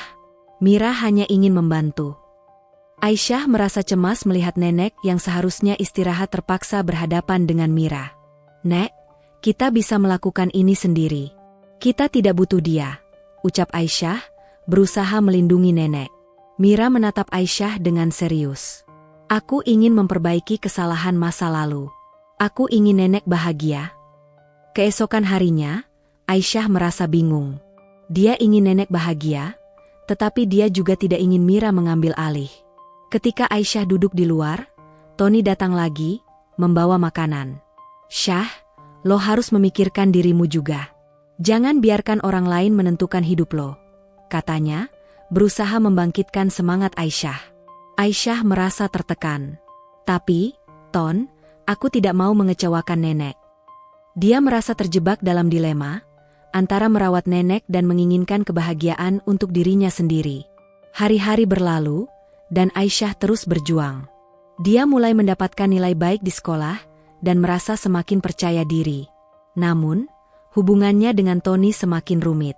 Tony terus mencoba mendekatinya, tetapi Aisyah merasa tidak nyaman dengan semua perhatian itu. Suatu malam, saat Aisyah duduk bersama nenek tiba-tiba bertanya, Nak, apa kamu bahagia? Pertanyaan itu membuat Aisyah terkejut. Nek, aku tidak tahu. Nenek menatapnya dengan lembut. Coba pikirkan apa yang membuatmu bahagia. Jangan biarkan orang lain menentukan hidupmu. Aisyah merasa terinspirasi oleh kata-kata nenek. Dia ingin mengejar impiannya dan bahagia, tetapi dia juga tidak ingin meninggalkan nenek. Dia tahu bahwa dia harus menemukan keseimbangan antara keduanya. Minggu terakhir sebulan, Nenek Siti mulai membuka diri dan menceritakan kisah hidupnya. Pagi itu, Aisyah sedang menyapu halaman gubuk, melihat daun-daun kering berguguran tertiup angin. Suara gemericik air sungai di dekatnya menambah kedamaian pagi itu. Nenek duduk di kursi kayu, memegang tongkat sambil menatap jauh ke arah sungai. Nak, Nek mau cerita, ucap nenek dengan suara lembut. Aisyah berhenti menyapu dan mendekat, duduk di samping nenek. Nek bukan orang biasa. Dulu Nek tinggal di Jakarta, punya perusahaan kecil. Anak perempuan Nek namanya Mira, sukses besar. Aisyah terkejut. Serius? Nek, kenapa nenek jatuh miskin? Tanyanya, penuh rasa ingin tahu. Nenek menatap sungai dengan tatapan kosong, matanya berkaca-kaca. Mira sibuk dengan bisnisnya, tinggalin Nek sendirian. Nek sakit jantung, lumpuh. Mira kasih duit, tapi nggak pernah datang. Nek pergi sendiri, jatuh di pasar. Mendengar cerita itu, Aisyah merasakan kepedihan yang mendalam. Dia memeluk nenek dengan erat. Nek, kamu nggak sendiri lagi. Gue akan rawat kamu sampai sembuh. Janjinya dengan tulus. Namun, nenek mengeluarkan sebuah kalung emas tua dari balik bajunya dan memberikannya kepada Aisyah. Ini warisan. Simpen, Nak. Suatu saat, ini mungkin berguna. Aisyah menerima kalung itu dengan hati-hati, merasa beban tanggung jawab semakin berat di pundaknya. Dia ingin nenek bahagia, tetapi kini dia juga merasa terhubung dengan masa lalu nenek yang penuh misteri. Siang itu, Aisyah pergi ke kota untuk menjual sampah yang telah dikumpulkannya. Di pasar Loak, dia menemukan koran tua yang tergeletak di tanah. Judulnya menarik perhatian, Pengusaha Mira Santoso cari ibunya yang hilang. Jantung Aisyah berdebar. Nek, Mira? Pasti. Serunya, membawa koran itu pulang dengan cepat. Ketika Aisyah tiba di gubuk, dia langsung menunjukkan koran itu kepada nenek. Nenek Siti menatap halaman itu dengan mata yang berkaca-kaca. Iya, Nak, Mira anak Nek. Tapi Nek malu, nggak mau ganggu dia, ucap nenek pelan, suaranya bergetar. Aisyah tidak bisa menerima alasan itu. Nek, kamu harus bertemu dia. Dia mencarimu. Gue bantu hubungi, tegasnya, berusaha meyakinkan nenek. Namun, nenek hanya menggelengkan kepala. Jangan, dia sibuk. Mungkin lebih baik begini. Aisyah merasa frustrasi. Dia tidak bisa membiarkan nenek melewatkan kesempatan untuk bertemu dengan anaknya. Nek pantas mendapatkan kesempatan itu. jawabnya, bertekad untuk menghubungi Mira meski nenek menolak. Saat Aisyah bingung mencari cara untuk menghubungi Mira, Tony datang lagi. Dia terlihat lebih ceria dari biasanya, dan langsung membantu Aisyah merencanakan bagaimana cara menghubungi Mira.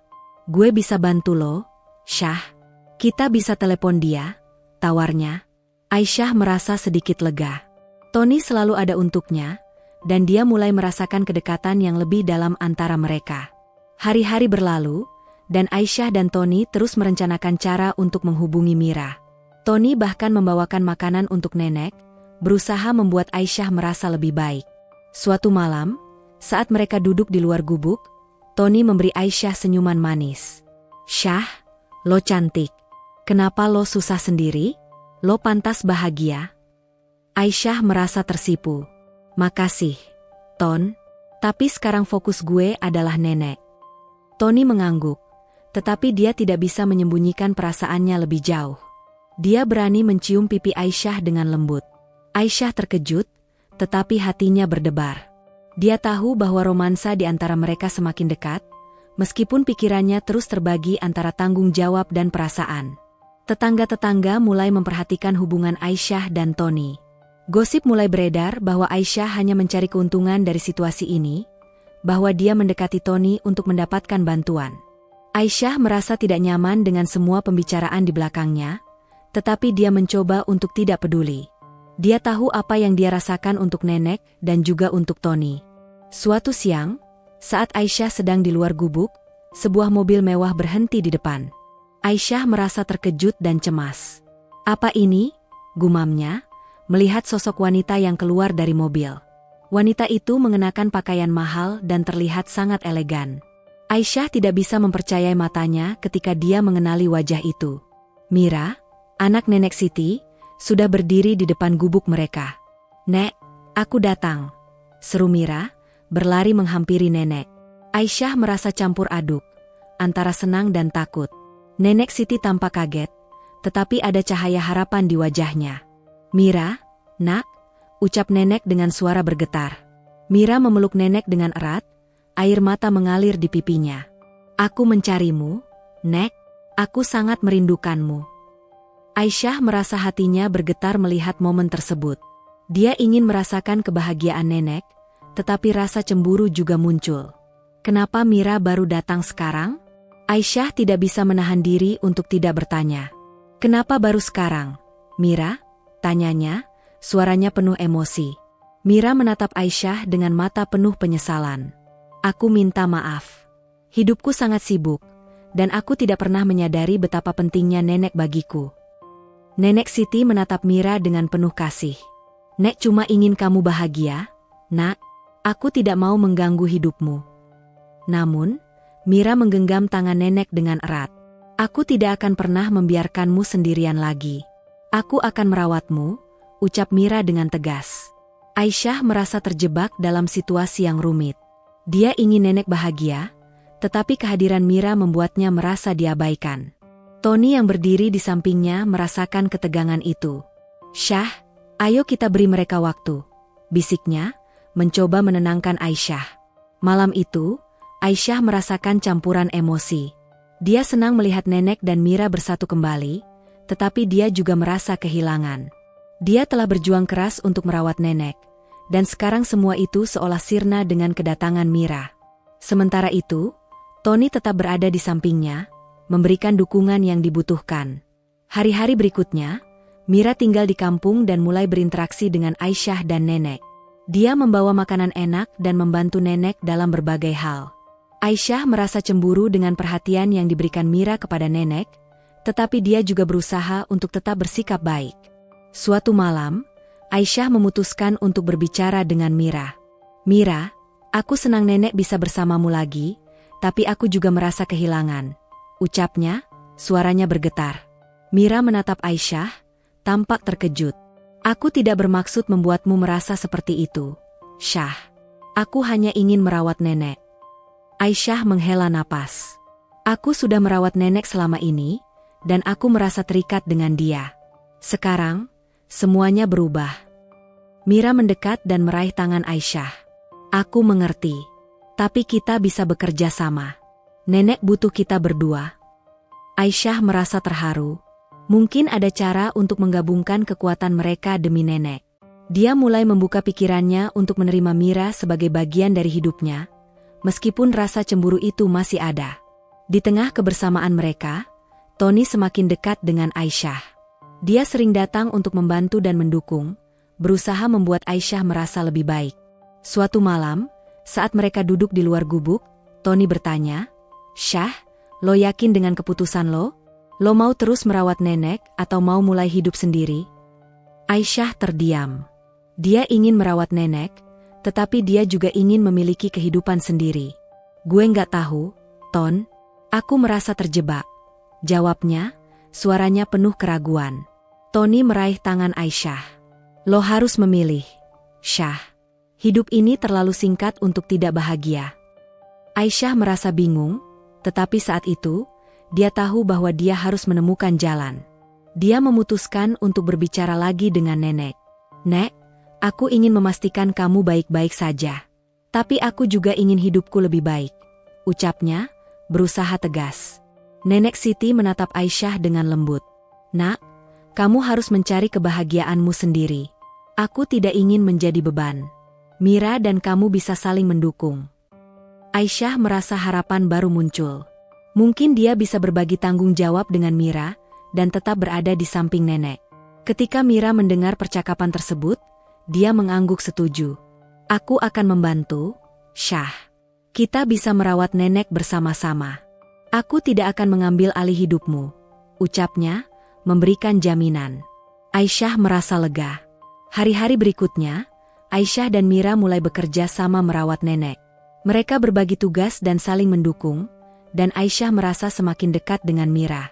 Tony juga tetap berada di sampingnya, memberikan dukungan yang dibutuhkan. Namun, meskipun semuanya tampak berjalan baik, Aisyah masih merindukan kebebasan dan kesempatan untuk mengejar impiannya. Dia mulai berpikir untuk melanjutkan sekolah dan mencari pekerjaan di luar kampung. Suatu malam, saat duduk bersama Tony, dia mengungkapkan keinginannya. "Ton, aku ingin melanjutkan sekolah dan mencari pekerjaan. Aku ingin mengubah hidupku." Tony tersenyum. "Gue dukung lo, Syah. Lo punya potensi yang luar biasa. Jangan takut untuk bermimpi." Aisyah merasa semangatnya kembali. Dia tahu bahwa dia memiliki dukungan dari Tony dan Mira, dan dia siap untuk melangkah maju. Akhirnya, Aisyah mendaftar di sekolah malam. Dia ingin mendapatkan gelar dan mewujudkan impiannya menjadi guru. Meskipun itu tidak mudah, dia merasa bersemangat. Dia ingin memberikan yang terbaik untuk nenek, Mira, dan juga untuk dirinya sendiri. Saat Aisyah mulai belajar, dia merasakan perubahan yang signifikan dalam hidupnya. Dia merasa lebih percaya diri dan semakin dekat dengan Mira. Mereka menjadi teman dekat dan saling mendukung dalam segala hal. Tony juga terus memberi semangat kepada Aisyah, memastikan bahwa dia tidak merasa sendirian. Suatu hari, saat Aisyah pulang dari sekolah, dia menemukan nenek dan Mira sedang duduk di luar gubuk, tertawa bersama. Aisyah merasa bahagia melihat mereka. "Nek, Mira, ada apa?" tanyanya, tersenyum. Nenek Siti melihat Aisyah dan tersenyum. "Kami hanya bercerita tentang masa lalu. Mira sangat lucu." Aisyah merasa lega. Dia tahu bahwa nenek bahagia, dan itu membuatnya merasa lebih baik. Dia bergabung dengan mereka dan mereka menghabiskan waktu bersama, berbagi cerita dan tawa. Aisyah merasa bahwa hidupnya mulai menemukan keseimbangan yang dia cari. Namun, tantangan masih ada. Rumor di kampung tentang hubungan Aisyah dan Tony mulai beredar lagi. Beberapa orang beranggapan bahwa Aisyah hanya memanfaatkan Tony untuk mendapatkan bantuan. Aisyah merasa marah dan frustrasi. Dia ingin membuktikan bahwa dia tidak seperti yang mereka pikirkan. Suatu pagi, Aisyah memutuskan untuk berbicara dengan tetangga-tetangga. "Dengar, aku tidak mencari keuntungan dari siapapun. Aku hanya ingin merawat nenek dan membangun masa depan untuk diriku sendiri," ucapnya tegas. Beberapa tetangga terkejut, tetapi ada juga yang mulai memahami. Mira yang mendengar percakapan itu memberikan dukungan. Aisyah adalah orang yang baik. Dia telah merawat nenek dengan penuh kasih sayang. "Jangan biarkan gosip menghancurkan reputasinya," katanya, berbicara dengan yakin. Aisyah merasa terbantu, dan sedikit demi sedikit, tetangga mulai melihat kebaikan dalam diri Aisyah. Hari-hari berlalu, dan Aisyah merasa semakin dekat dengan Nenek dan Mira. Mereka membangun ikatan yang kuat, saling mendukung dalam segala hal. Tony tetap berada di samping Aisyah, memberikan semangat yang dibutuhkan. Suatu malam, saat mereka semua berkumpul di luar gubuk, Aisyah merasa bahagia. "Nek, Mira, aku berjanji akan selalu ada untuk kalian. Kita akan menjalani hidup ini bersama," ucapnya, menatap Nenek dan Mira dengan penuh kasih. Nenek Siti tersenyum, matanya bersinar penuh harapan. Mira mengangguk setuju. "Aku juga ingin berkontribusi. Kita bisa membangun masa depan yang lebih baik bersama," ucapnya dengan semangat. Aisyah merasa terinspirasi, dan dia tahu bahwa bersama-sama, mereka bisa menghadapi segala tantangan. Akhirnya, Aisyah merasa bahwa hidupnya mulai berputar ke arah yang lebih baik. Dia mulai belajar dengan giat, mendapatkan nilai bagus di sekolah, dan merencanakan masa depannya. Meskipun ada rintangan di sepanjang jalan, dia bertekad untuk tidak menyerah. Suatu hari, Aisyah menerima kabar baik. Dia diterima di program beasiswa untuk melanjutkan pendidikan. Dia tidak bisa menahan rasa senangnya dan langsung memberitahu Nenek dan Mira. "Nek, Mira, aku diterima. Aku bisa melanjutkan sekolah," serunya dengan gembira. Nenek Siti dan Mira langsung memeluk Aisyah. "Kamu pantas mendapatkannya, Nak. Kami selalu mendukungmu," ucap Nenek dengan bangga. Aisyah merasa terharu, berkat dukungan mereka, dia merasa semakin kuat. Saat Aisyah memulai perjalanan barunya, dia tahu bahwa hidupnya tidak akan pernah sama lagi. Dia akan selalu menghargai Nenek dan Mira, serta Tony yang selalu ada di sampingnya. Bersama-sama, mereka akan membangun masa depan yang lebih baik, penuh harapan dan kebahagiaan. Dan di tengah perjalanan itu, Aisyah belajar bahwa cinta, keluarga, dan persahabatan adalah kekuatan terkuat yang bisa mengatasi segala rintangan. Dengan tekad dan semangat yang baru, dia siap menghadapi segala tantangan yang akan datang, demi masa depan yang lebih cerah. Akhir cerita ini adalah awal dari perjalanan baru Aisyah, di mana dia akan terus berjuang untuk impian dan kebahagiaan yang lebih baik, bersama orang-orang yang dicintainya. Siang itu cerah, sinar matahari memancar hangat di atas gubuk kumuh tempat Aisyah tinggal bersama Nenek Siti. Dengan semangat, Aisyah sedang menjemur pakaian yang telah dicuci. Suara deru mobil mewah hitam mengkilap tiba-tiba mengalihkan perhatiannya. Mobil itu berhenti tepat di depan gubuk, dan Aisyah merasa jantungnya berdegup lebih cepat. Ini bukanlah mobil yang biasa lewat di daerah mereka. Pintu mobil terbuka, dan seorang wanita elegan berusia 40-an keluar. Dia mengenakan blus sutra yang berkilau, dengan tas branded yang menggantung di lengannya. Aisyah tertegun melihat penampilannya yang anggun dan percaya diri. Wanita itu menatap sekeliling, dan matanya melebar saat melihat Nenek Siti yang duduk di kursi kayu tua. "Mama, akhirnya ketemu," seru wanita itu dengan suara penuh emosi, berlari menuju Nenek Siti dan memeluknya dengan erat. Aisyah terkejut, tidak percaya dengan apa yang dilihatnya. "Ini Mira?" gumamnya, tidak yakin. Nenek Siti, yang awalnya tampak bingung, segera meneteskan air mata bahagia. "Anakku," ucapnya lirih, memeluk Mira dengan penuh kasih. Aisyah merasa jantungnya bergetar, campur aduk antara rasa bahagia melihat nenek dan rasa bingung akan sosok yang baru saja muncul. Mira, dengan wajah berbinar, mulai bercerita.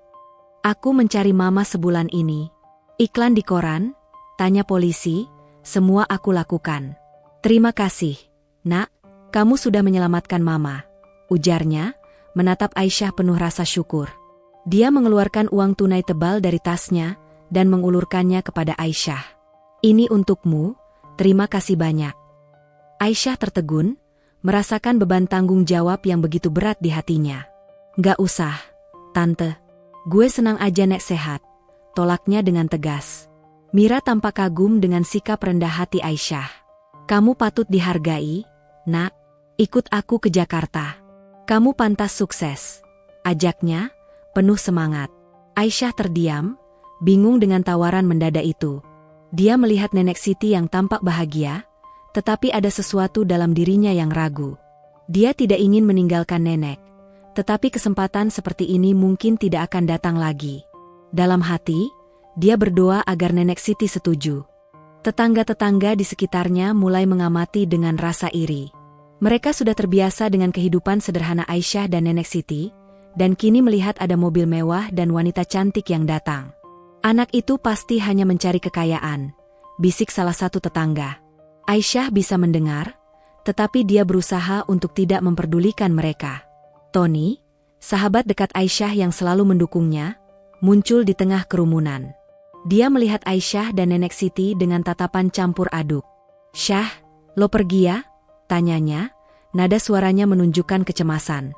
Aisyah merasakan hati Tony bergetar, dan dia tahu bahwa Tony merasa cemburu dengan situasi ini. "Enggak tahu, Ton," jawab Aisyah, suaranya bergetar. "Gue enggak mau ninggalin Nek." Tony menghela napas, berusaha menahan emosinya. "Tapi ini kesempatan bagus. Syah, lo bisa bantu Nenek di Jakarta." Aisyah merasakan beban berat di pundaknya. Dia ingin melakukan yang terbaik untuk Nenek, tetapi di saat yang sama, dia tidak bisa melewatkan kesempatan ini. Akhirnya, dia menatap Nenek Siti yang tersenyum lebar. "Nek, mau nggak kalau kita pergi sama Mira?" tanyanya ragu. Nenek Siti mengangguk, tangannya menggenggam tangan Aisyah. "Kalau itu yang terbaik untukmu, Nak, Nenek akan baik-baik saja," ucapnya lembut, berusaha memberi semangat pada Aisyah. Air mata Aisyah tidak bisa ditahan lagi. "Nek, gue janji akan selalu mengunjungi dan merawat Nek," katanya dengan suara bergetar. Setelah mengucapkan selamat tinggal kepada tetangga-tetangga yang penuh rasa iri, mereka bertiga naik ke dalam mobil mewah Mira. Aisyah merasa tidak percaya bahwa dia akan meninggalkan kampungnya, tempat yang selama ini menjadi rumahnya. Dalam perjalanan menuju Jakarta, dia tidak bisa berhenti berpikir tentang apa yang akan terjadi selanjutnya. Sesampainya di rumah mewah Mira, Aisyah terpesona. Bangunan itu megah, dengan taman yang indah dan kolam renang yang berkilau di bawah sinar matahari. "Wow, ini rumah kamu?" tanyanya, tidak bisa menyembunyikan rasa kagumnya. Mira tersenyum, "Iya, Nak, selamat datang." Namun, Aisyah segera menyadari bahwa kehidupan di rumah ini sangat berbeda. Dia merasa sedikit terasing dengan semua kemewahan di sekitarnya. Meskipun begitu, dia bertekad untuk membantu Nenek Siti dan bekerja keras. Mira memberinya tugas sebagai pengasuh, dan Aisyah menerima dengan lapang dada. Hari-hari berlalu, dan Aisyah mulai beradaptasi dengan kehidupannya yang baru. Dia belajar untuk merawat Nenek Siti dengan baik, sementara Mira sibuk dengan pekerjaannya. Meskipun mereka tinggal dalam satu rumah, Aisyah merasa jarak antara mereka semakin jauh. Mira seringkali pulang larut malam, dan Aisyah merasa kesepian. Di sisi lain, hubungan Aisyah dengan Tony tetap terjalin meski jarak memisahkan mereka. Mereka sering berbicara melalui telepon, saling memberi semangat. Tony selalu membuat Aisyah merasa lebih baik dengan kata-kata manisnya. "Syah, lo pasti bisa. Jangan lupa jaga kesehatan," ujarnya dengan suara penuh perhatian. Aisyah merindukan Tony, tetapi dia juga merasa bersalah karena tidak bisa memberi perhatian yang sama kepada Nenek dan Mira. Dia ingin menjadi pengasuh yang baik, tetapi beban tanggung jawab terkadang terasa berat. Dia mulai merasa tertekan dengan semua perubahan ini. Suatu malam, saat Aisyah sedang mencuci piring, ponselnya berbunyi. Itu adalah panggilan dari Tony. "Syah, lo baik-baik aja?" tanyanya, nada suaranya penuh kekhawatiran. "Iya, Ton. Cuma sibuk aja." "Nenek baik-baik saja," jawab Aisyah, berusaha terdengar optimis. "Lo kelihatan beda, Syah." "Apa yang terjadi?" tanya Tony, semakin cemas. Aisyah menghela napas. "Gue cuma merasa tertekan. Hidup di sini sangat berbeda. Aku merindukan rumah." Tony terdiam sejenak, lalu menjawab, "Kalau lo butuh bantuan, bilang aja. Gue selalu ada untuk lo." Aisyah merasa terharu mendengar kata-kata Tony. "Makasih, Ton. Gue akan ingat itu," ujarnya, merasa sedikit lega. Mereka berbicara lebih lama, dan meskipun jarak memisahkan mereka, Aisyah merasa terhubung kembali. Namun, rahasia besar tentang Mira mulai terungkap. Suatu malam, Aisyah mendengar percakapan antara Mira dan seseorang di telepon. Aku tidak bisa terus menyembunyikannya. Mereka tidak boleh tahu, kata Mira dengan nada tegas. Aisyah merasa curiga, tetapi dia tidak berani bertanya langsung. Hari-hari berlalu, dan Aisyah semakin merasa bingung. Dia ingin tahu lebih banyak tentang Mira, tetapi dia juga tidak ingin mengganggu kehidupannya. Suatu malam, saat Aisyah sedang menyusuri halaman rumah, dia melihat Mira berbicara dengan seseorang di luar. Dengan hati-hati, Aisyah mendekat dan berusaha mendengar. Aku tidak bisa terus menyembunyikan hubungan kita. Mereka akan tahu, kata Mira, suaranya penuh ketegangan. Aisyah merasa terkejut. Hubungan apa yang dimaksud Mira? Dia menahan napas, berusaha untuk tidak terlalu penasaran. Ketika Mira selesai berbicara, Aisyah kembali ke dalam rumah dengan perasaan campur aduk. Dia merasa ada sesuatu yang lebih besar dari yang dia kira. Apa yang disembunyikan Mira? Dia ingin bertanya, tetapi dia juga tidak ingin memperburuk keadaan. Hari-hari berlalu, dan Aisyah semakin terjebak dalam dilema. Dia merasa terikat pada nenek dan ingin membantu Mira, tetapi dia merasa tidak bisa mempercayai Mira sepenuhnya. Suatu malam, saat Aisyah sedang duduk di balkon, Tony menelepon lagi. "Syah, lo baik-baik aja? Lo kelihatan gak tenang?" tanya Tony, nada suaranya penuh perhatian. Aisyah menghela napas. "Gue hanya merasa bingung, Ton. Hidup di sini sangat berbeda. Dan ada hal yang aku rasa Mira sembunyikan dari aku." Tony terdiam, lalu menjawab, "Kalau lo butuh bantuan, bilang aja. Gue selalu ada untuk lo." Aisyah merasa terharu mendengar kata-kata Tony. "Makasih, Ton. Gue akan ingat itu," ujarnya, merasa sedikit lega. Mereka berbicara lebih lama, dan meskipun jarak memisahkan mereka, Aisyah merasa terhubung kembali. Suatu malam, saat Aisyah sedang merapikan kamar, dia menemukan sebuah folder di meja kerja Mira. Folder itu berisi dokumen-dokumen penting dan foto-foto yang tampaknya berkaitan dengan bisnis Mira. Aisyah merasa penasaran dan membuka folder itu. Dia tidak bisa mempercayai apa yang dilihatnya. Foto-foto itu menunjukkan Mira bersama pria-pria kaya dalam acara-acara mewah. Aisyah merasa jantungnya berdebar. Apa yang sebenarnya dilakukan Mira? Dia merasakan kebingungan dan ketidakpastian. Dia harus mencari tahu lebih lanjut, tetapi dia juga merasa takut untuk bertanya langsung kepada Mira. Dia tidak ingin merusak hubungan mereka. Hari-hari berlalu, dan Aisyah merasa semakin tertekan. Hubungan dengan Tony menjadi satu-satunya pelarian dari semua perasaannya. Mereka sering berbicara lewat telepon, berbagi cerita dan saling mendukung. Suatu malam, saat Aisyah sedang berbicara dengan Tony, dia merasakan ada yang tidak beres. "Syah, lo baik-baik aja? Lo kelihatan gak tenang?" tanya Tony, nada suaranya penuh perhatian. Aisyah menghela napas. "Gue hanya merasa bingung, Ton. Hidup di sini sangat berbeda. Dan ada hal yang aku rasa Mira sembunyikan dari aku." Tony terdiam, lalu menjawab, "Kalau lo butuh bantuan, bilang aja. Gue selalu ada untuk lo." Aisyah merasa terharu mendengar kata-kata Tony. "Makasih, Ton. Gue akan ingat itu," ujarnya, merasa sedikit lega. Mereka berbicara lebih lama, dan meskipun jarak memisahkan mereka, Aisyah merasa terhubung kembali. Akhirnya, Aisyah memutuskan untuk berbicara dengan Mira. Dia tidak bisa terus hidup dalam ketidakpastian. Suatu malam, saat mereka duduk bersama di ruang tamu, Aisyah memberanikan diri. "Mira, ada yang ingin gue tanyakan," ucapnya, suaranya bergetar. Mira menatapnya dengan serius. "Apa itu, Nak?" tanya Mira, nada suaranya menunjukkan perhatian. "Gue menemukan folder di meja kerja kamu. Foto-foto dan dokumen-dokumen itu, apa yang sebenarnya kamu lakukan?" Aisyah merasa jantungnya berdebar, menunggu jawaban Mira. Mira terdiam sejenak, kemudian menghela napas. "Aisyah, aku tidak ingin kamu terlibat dalam hal ini. Itu adalah urusan bisnis yang rumit," jawabnya, suaranya terdengar tegang. Aisyah merasa kecewa. "Tapi, aku ingin tahu. Kita tinggal bersama, dan aku merasa ada yang disembunyikan." Mira menatap Aisyah dengan tatapan yang dalam.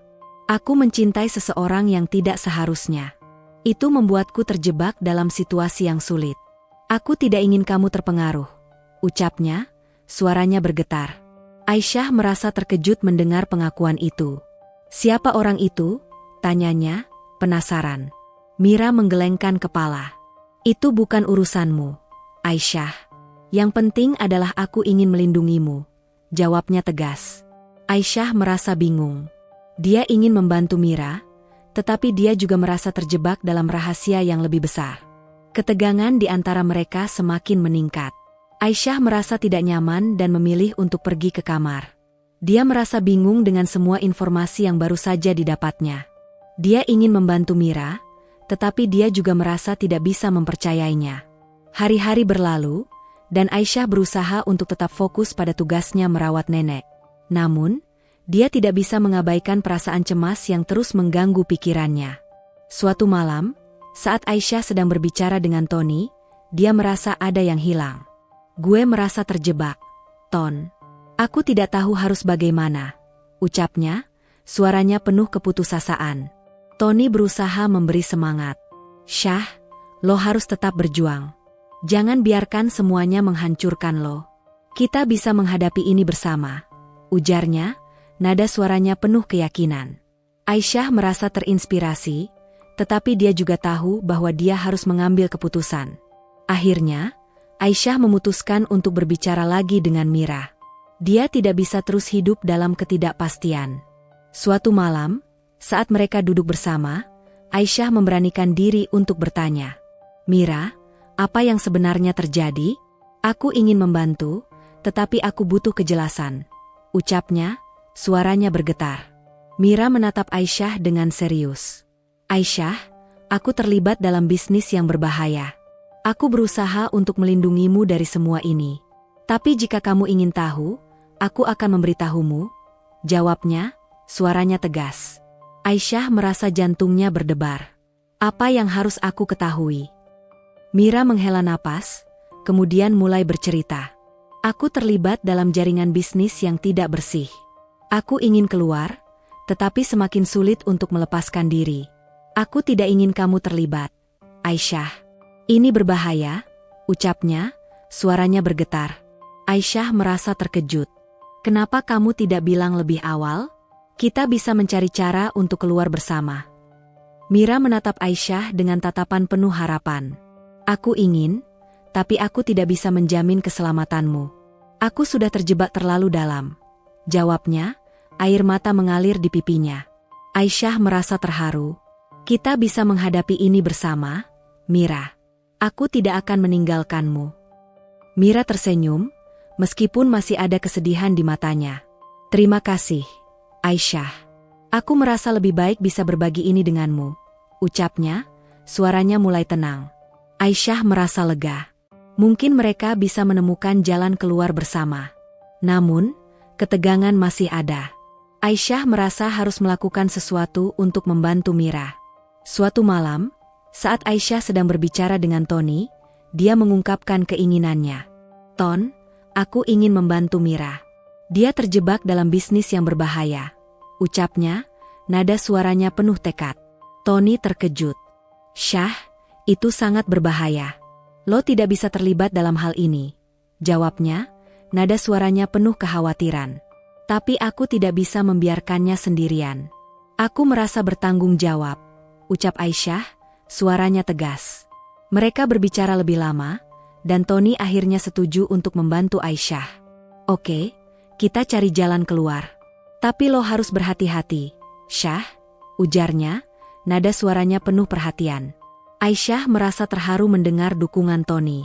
Makasih, Ton. Gue tidak bisa melakukannya tanpa lo. Dengan dukungan Tony, Aisyah mulai merencanakan langkah-langkah untuk membantu Mira. Mereka mencari informasi tentang jaringan bisnis yang terlibat, berusaha menemukan cara untuk keluar tanpa membahayakan diri mereka. Aisyah merasa semangatnya kembali, dan dia tahu bahwa mereka bisa menghadapi ini bersama. Suatu malam, saat mereka sedang merencanakan langkah-langkah selanjutnya, Mira tiba-tiba muncul. Aisyah, aku baru saja menerima ancaman. Mereka tahu aku ingin keluar, ucapnya, suaranya penuh ketakutan. Aisyah merasa jantungnya berdebar. Kita harus segera pergi, Mira. Tidak ada waktu untuk ditunda. Dengan cepat, mereka mulai merencanakan pelarian. Aisyah dan Tony membantu Mira mengemas barang-barangnya. "Kita harus pergi jauh dari sini," ucap Aisyah, suaranya penuh ketegangan. Mira mengangguk, tetapi dia tampak ragu. "Tapi bagaimana dengan Mama?" tanyanya. Aisyah merasa bingung. "Nek bisa ikut kita. Kita akan menemukan tempat yang aman," jawabnya. Namun, Mira tampak tidak yakin. "Apakah Mama bisa mengerti semua ini?" tanyanya, suaranya penuh keraguan. Aisyah merasa harus mengambil keputusan. "Kita harus menjelaskan semuanya padanya. Dia perlu tahu." Setelah selesai mengemas barang-barang, mereka memanggil Nenek Siti. "Nek, kita perlu bicara," ucap Aisyah, suaranya serius. Nenek Siti melihat wajah Aisyah dan Mira yang tegang. "Ada apa, Nak?" tanyanya, khawatir. Aisyah menjelaskan situasinya dengan jujur. "Nek, Mira terlibat dalam bisnis yang berbah." Setelah tiba di Jakarta, Aisyah merasakan perbedaan yang mencolok dari kehidupan sebelumnya. Dia tinggal di kamar yang bagus, dengan kasur empuk yang membuatnya sulit untuk bangun di pagi hari. Kamar mandinya dilengkapi dengan air hangat, sesuatu yang tidak pernah dia rasakan di gubuk kumuhnya. Setiap hari, dia merawat Nenek Siti dengan sepenuh hati, berusaha memberikan yang terbaik untuk wanita yang telah membesarkannya. Mira, yang selalu tampak sibuk dengan pekerjaannya, mulai mendekati Aisyah dengan tawaran yang menggoda. "Kamu pintar, Syah. Belajar gratis di universitasku," ajaknya suatu hari ketika mereka sedang duduk di taman rumah. Aisyah merasa hatinya berdebar. Kesempatan untuk bersekolah di universitas, sesuatu yang selalu dia impikan, kini berada di depan matanya. "Ini kesempatan yang luar biasa, Tante," ucap Aisyah, senangnya tak tertahan. Namun, di balik kebahagiaannya, ada rasa rindu yang mendalam untuk kampung halamannya. Dia merindukan suasana desa, tawa Nenek Siti, dan kehidupan sederhana yang telah dia jalani. Di tengah kesibukan, Tony mengunjungi Aisyah, dan hubungan mereka berkembang menjadi pacaran meski terpisah jarak. Namun, kehidupan Aisyah terancam ketika musuh bisnis Mira, temannya, mendatangi rumah mereka. Mereka bersembunyi untuk melindungi Nenek Siti.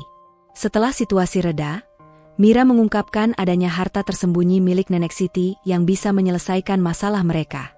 Aisyah dan Mira menemukan surat waris yang mengungkapkan tanah berharga yang mengandung cadangan emas.